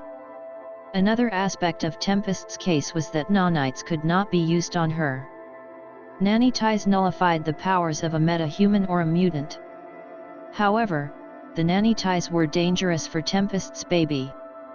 Therefore, the vibranium cube was hastily constructed for Tempest and Ororo supervised any contact Tempest made with others, since Ororo and Tempest possessed the same powers. Only that Ororo was 30 years old and was more skilled with the powers than Tempest. Ororo faced the doctor. "Will she be able to attend the meeting?" asked Ororo.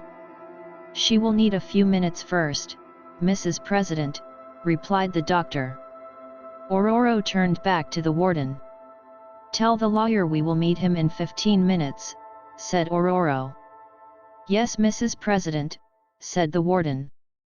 Chapter: Ororo, Tempest, and Obika the lawyer sat around a table. T'Challa stood nearby and he observed that Ororo cared about Tempest's welfare, although Tempest had tried to kill Ororo. It was already ascertained that Tempest was a functional illiterate. She had no skill set other than her mutant powers, and the last incident showed that she was suicidal. Moreover, Tempest had not disproved that she was an unfit mother-to-be. Obika was an appointed lawyer and his representation was considered a legal formality. The court already had Ororo's statement and other strong evidence against Tempest. "What will become of her baby if she is sentenced?" asked Ororo. "Actually, we are not clear on that issue, since the state has never taken custody of a child before," responded Obika. Obika was 27 years old and smartly dressed. He had a recorder and a computer on the desk. T'Challa interjected, "Most likely the child will be adopted." Ororo watched Tempest, who had not spoken since the incident. "Do you understand what is going on?" asked Ororo. "No," answered Tempest, and she looked downward at her hands that were in her lap. Ororo stared up at T'Challa. "We have to do something," Ororo communicated in her eye contact with T'Challa. "Can we plead for her release?" asked T'Challa. Obika thought for a moment and then he answered, "Yes. But the court would need guarantees that if she is released that she will not be a danger to society." "We will take her in," said Ororo, and she leaned back in the chair while she folded her arms. Immediately, Tempest looked up at Ororo. "She will be given the best possible chance to change her life around," said Ororo. Ororo unfolded her arms and she spread her palms on the table. Then Ororo watched Tempest. "Do you understand what I just said?" inquired Ororo. "Yes," replied Tempest. Ororo pressed her right index finger repeatedly on the table as she stressed the words that came out of her mouth. "The court hearing is tomorrow, therefore I need you to spend one more night in this place without incident." "All right." "Yes," replied Tempest. Tempest was returned to the cube. The necessary repairs were already completed. The door closed on Tempest. She stood for a few moments and then she lay on the bed. Obika informed the court's staff of Ororo's intended plea for Tempest's release, and the information was leaked to the media. The media viewed the intended plea as executive interference in the judicial outcome of a case when under Wakanda law the executive branch was separate from the courts. Therefore by evening Wakandans were looking forward to the events of the next day in the case of the state versus Tempest. Meanwhile, at the end of the day, T'Challa and Ororo had returned to their residence. A guest room was prepared for Tempest and a rehabilitation program was devised. T'Challa noticed that Ororo was slightly stressed as she finished a video phone conversation with her mentor Professor Charles Xavier. Professor Xavier was a powerful American telepath and Ororo required his abilities in Tempest's rehabilitation. Xavier had agreed to help, but he needed Tempest's permission first. "I'll arrange a meeting when she is ready," Ororo had said. After the call had ended, T'Challa gently massaged Ororo's neck. She began to relax immediately after the massage started. T'Challa had a construction worker's hands, large and strong like iron. Yet T'Challa was a skillful martial artist who knew the locations of various pressure points and nerve endings. T'Challa used his extensive knowledge to please his wife. Ororo rolled back her head and looked up at her husband, who stood behind her as she was seated on a chair. Then T'Challa kissed Ororo's neck in places that created the best pleasure sensations. Went Ororo. T'Challa's hands roamed further down Ororo's body. He squeezed on Ororo's full bosoms. He felt the temperature rise under Ororo's soft, smooth, and flawless skin.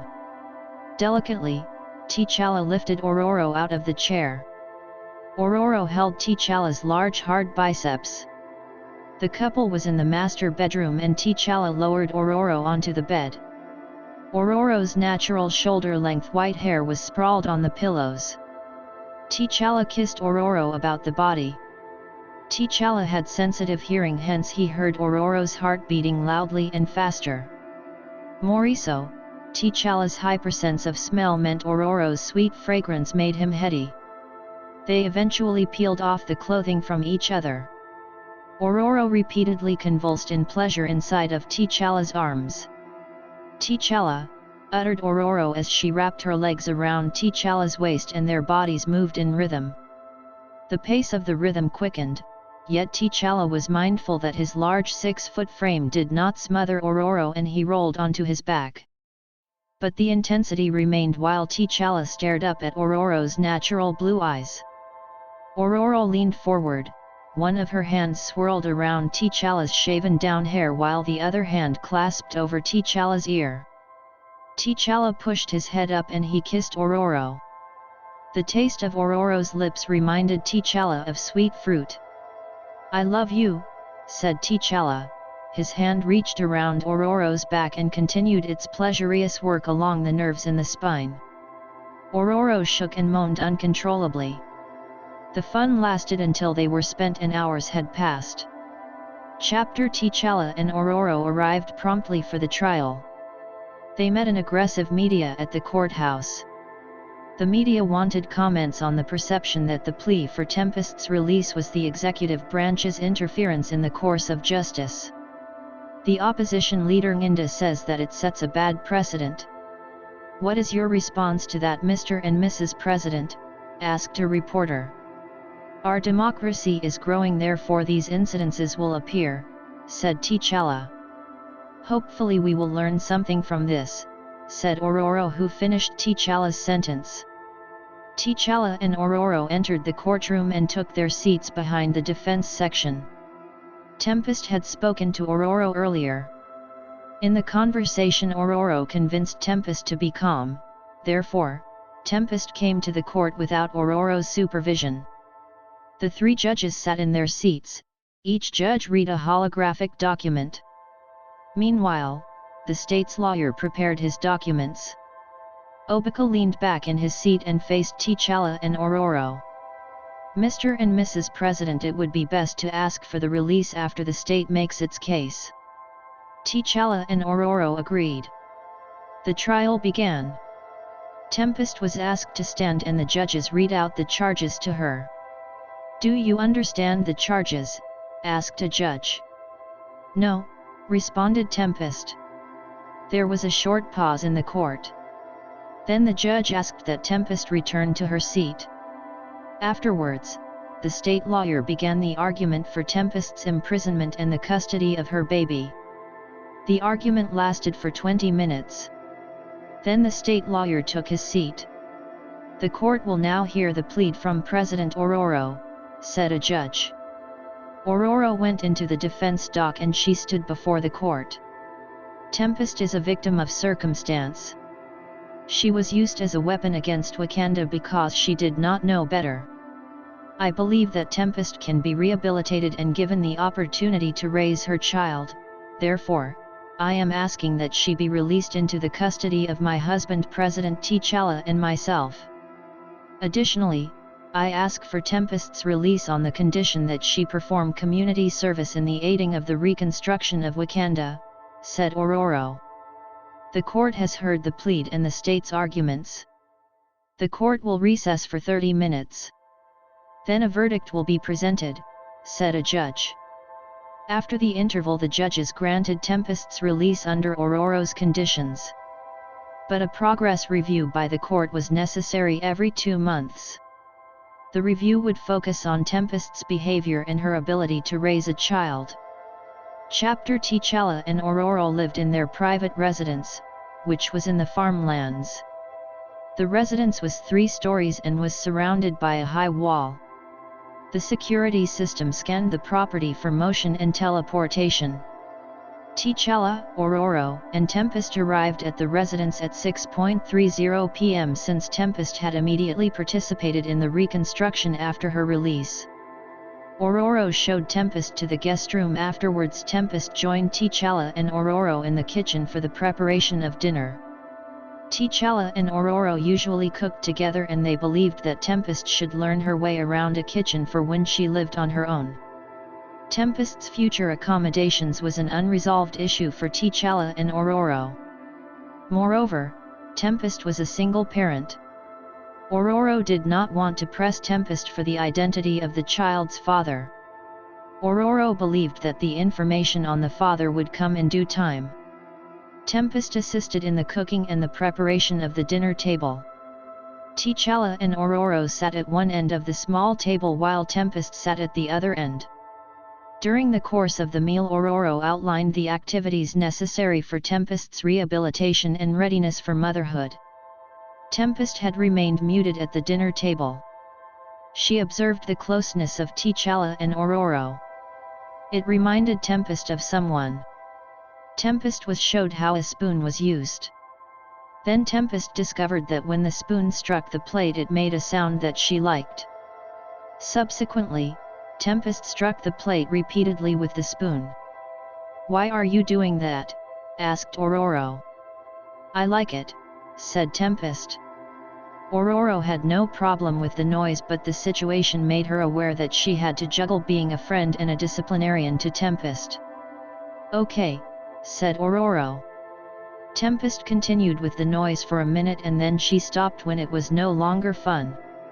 Dinner ended and Tempest went to her room. Meanwhile, T'Challa and Ororo were in the study where they went over national reports on new houses and infrastructure. Then they made executive decisions based on the reports. The next day the reconstruction duties continued. However, a break was taken and Tempest visited the Education Division. At the Education Division, the part of Tempest's brain called the medial temporal lobe was updated with numerical and literacy skills. Tempest was the first person who used the process for anything outside of research. The process used a device that transmitted information signals through the eyes to the medial temporal lobe. In the evening, Ororo handed Tempest several books for reading and a digital notebook for writing. Then Ororo left Tempest in the guest room. T'Challa and Ororo retired to bed after they had finished their work. Ororo rested her head on T'Challa's chest. T'Challa slowly stroked Ororo's back with the right hand. "Do you think that we can raise a child properly in our present situation?" asked Ororo. "I know we can, but I want your thoughts on it." "Of course we can," replied T'Challa. "Are you using Tempest as a test?" "Kind of," responded Ororo. "I think we have made a lot of progress with her. She is showing more maturity." Chapter: The house reported 2 alarms, a teleportation wormhole in the guest room and on the outside grounds. The alarm awakened T'Challa and Ororo from their sleep. "House, where is the person in the guest?" asked T'Challa while he dashed out of the bedroom with his sword. The artificial intelligence in the house responded, "There is no one in the guest room. There are 2 trespassers in the north of the grounds." Ororo still investigated the guest room while T'Challa headed out of the house. Ororo found the guest room empty, therefore she opened one of the room windows and she summoned a wind current that lifted her out of the room. The wind current carried Ororo over the house and she glided to the north of the property. T'Challa broke into a quick sprint like a gazelle and within moments he reached the north end. Then T'Challa saw Tempest with Tutor. Tutor was 6'1", he had brown hair, he had broad shoulders and he looked like a 22-years-old warrior. Ororo landed next to T'Challa. Tutor had his hands around Tempest's waist and Tempest had her hands around the Tutor's neck. Tempest and Tutor were speaking. "Tempest!" shouted Ororo. Instantaneously, Tempest released Tutor and she stepped back from him. Ororo stepped between Tempest and Tutor. Tutor tried his telepathy on Ororo. Ororo blocked the telepathy with an electrical charge around her head. "You have 5 seconds to explain who you are," said Ororo. "I am Tutor." "How do you know Tempest?" asked T'Challa. Tutor hesitated, then he answered, "I sold her." Ororo held Tempest by the lower arm. Ororo led Tempest towards the house. "I want to speak with you," said Ororo. "T'Challa." Tutor attempted to follow Ororo and Tempest, but T'Challa blocked him. Tutor tried to view T'Challa's thoughts. T'Challa had trained his mind for telepathy probes that were without his permission. Therefore, Tutor's telepathy probe sprung a mental trap when he entered T'Challa's mind. Tutor was trapped in a thick dark jungle and he was stalked by a large unseen creature. The creature attacked Tutor and he fled out of T'Challa's mind in fright. "Now explain selling Tempest," said T'Challa. Tempest had told Tutor that T'Challa and Ororo had taken her in. Therefore, Tutor felt that he could be honest with T'Challa and Ororo. "I manage an arms manufacturing company from another dimension. We manufacture mutants as weapons and Tempest is one of those weapons," said Tutor. T'Challa was concerned. Weaponized mutants were similar to weapons of mass destruction and Tutor sold them to Earth without regulation. "But I will leave that issue for later," thought T'Challa. "So what do you want with Tempest?" asked T'Challa. "I want to marry her and raise our child," replied Tutor proudly. "She told you that the child is yours?" inquired T'Challa. Tutor hesitated. "No," answered Tutor, "but we had a brief relationship before she was sold." "You sold her to a terrorist," thought T'Challa. "Presently Tempest is in a rehabilitation program and she is helping the reconstruction of this country, which she had attacked," said T'Challa. "How long will that take?" asked Tutor. "Most likely months," replied T'Challa.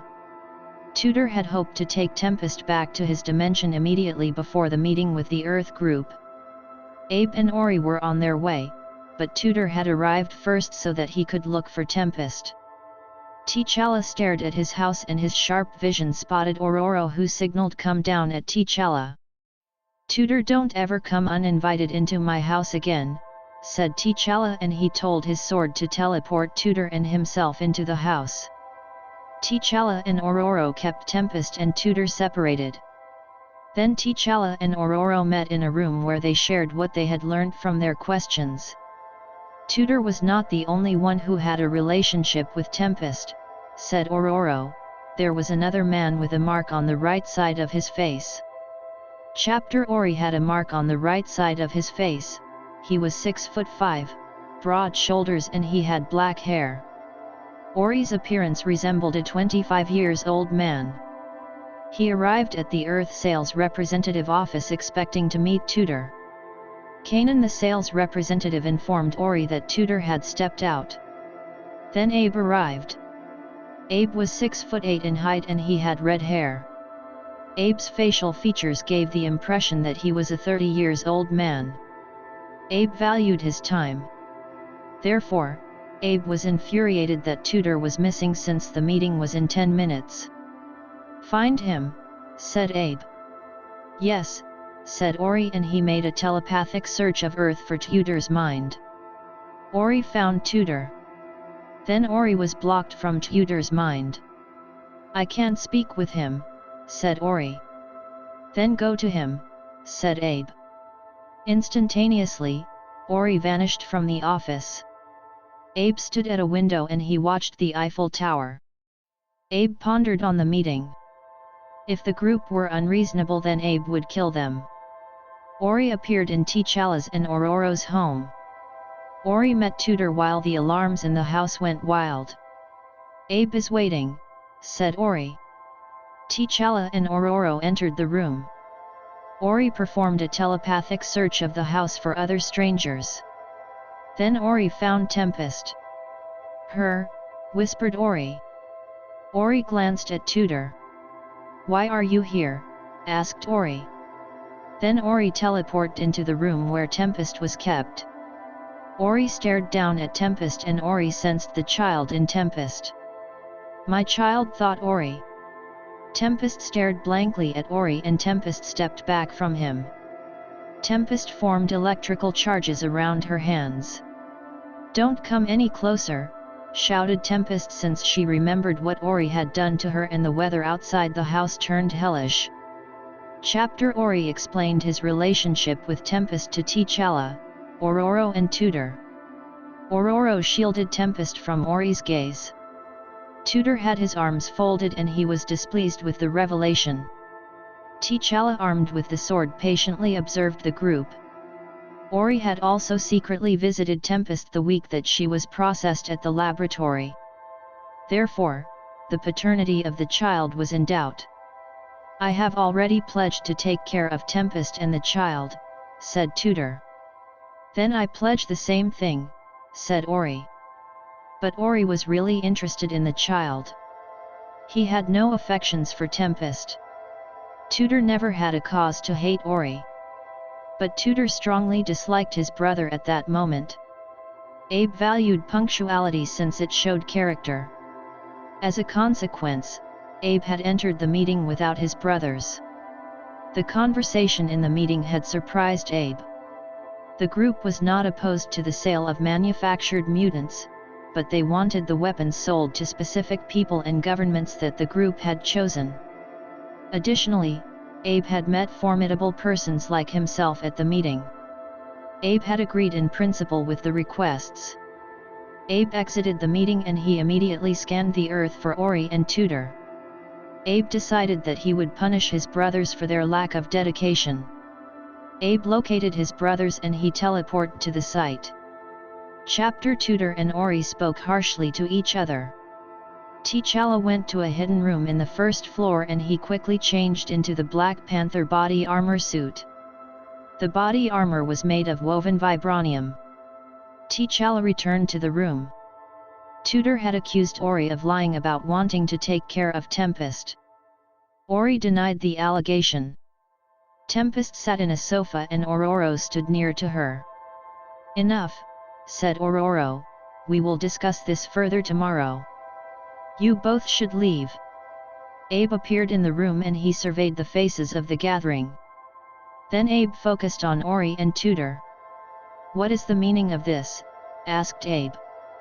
"One of us is the father of this lady's child," replied Tutor while he pointed out Tempest. Abe's first impression of Tempest was her beauty. "Who is she?" asked Abe. "Her name is Tempest. She was one of our weapons," replied Ori. "Aha," said Abe lowly. "This woman is what you embarrassed me for," shouted Abe. "Keep your voice down," said Ororo and she confronted Abe. T'Challa moved in closer to the group. Abe glared at Ororo. "Let's speed up the process so the matter could be put to rest." "We have work to do," said Abe. Then Abe moved in a flash and he touched Tempest's stomach. Instantaneously, Tempest fell over and she screamed in pain. T'Challa leapt across the room and he roughly tackled Abe. At the same time, T'Challa teleported Abe and himself outside of the house. Then T'Challa activated the dark force field controller that formed a shield around his body. Abe fired an energy blast from his hands towards T'Challa. There was a flash of white as the energy blast destroyed the ground around T'Challa. A small crater was the aftermath of the energy blast. Abe saw that T'Challa was alive. "How did you survive?" muttered Abe. T'Challa teleported out of the crater and he appeared on the right of Abe. T'Challa's sword was sheathed by nano-robots and they disappeared into the hilt.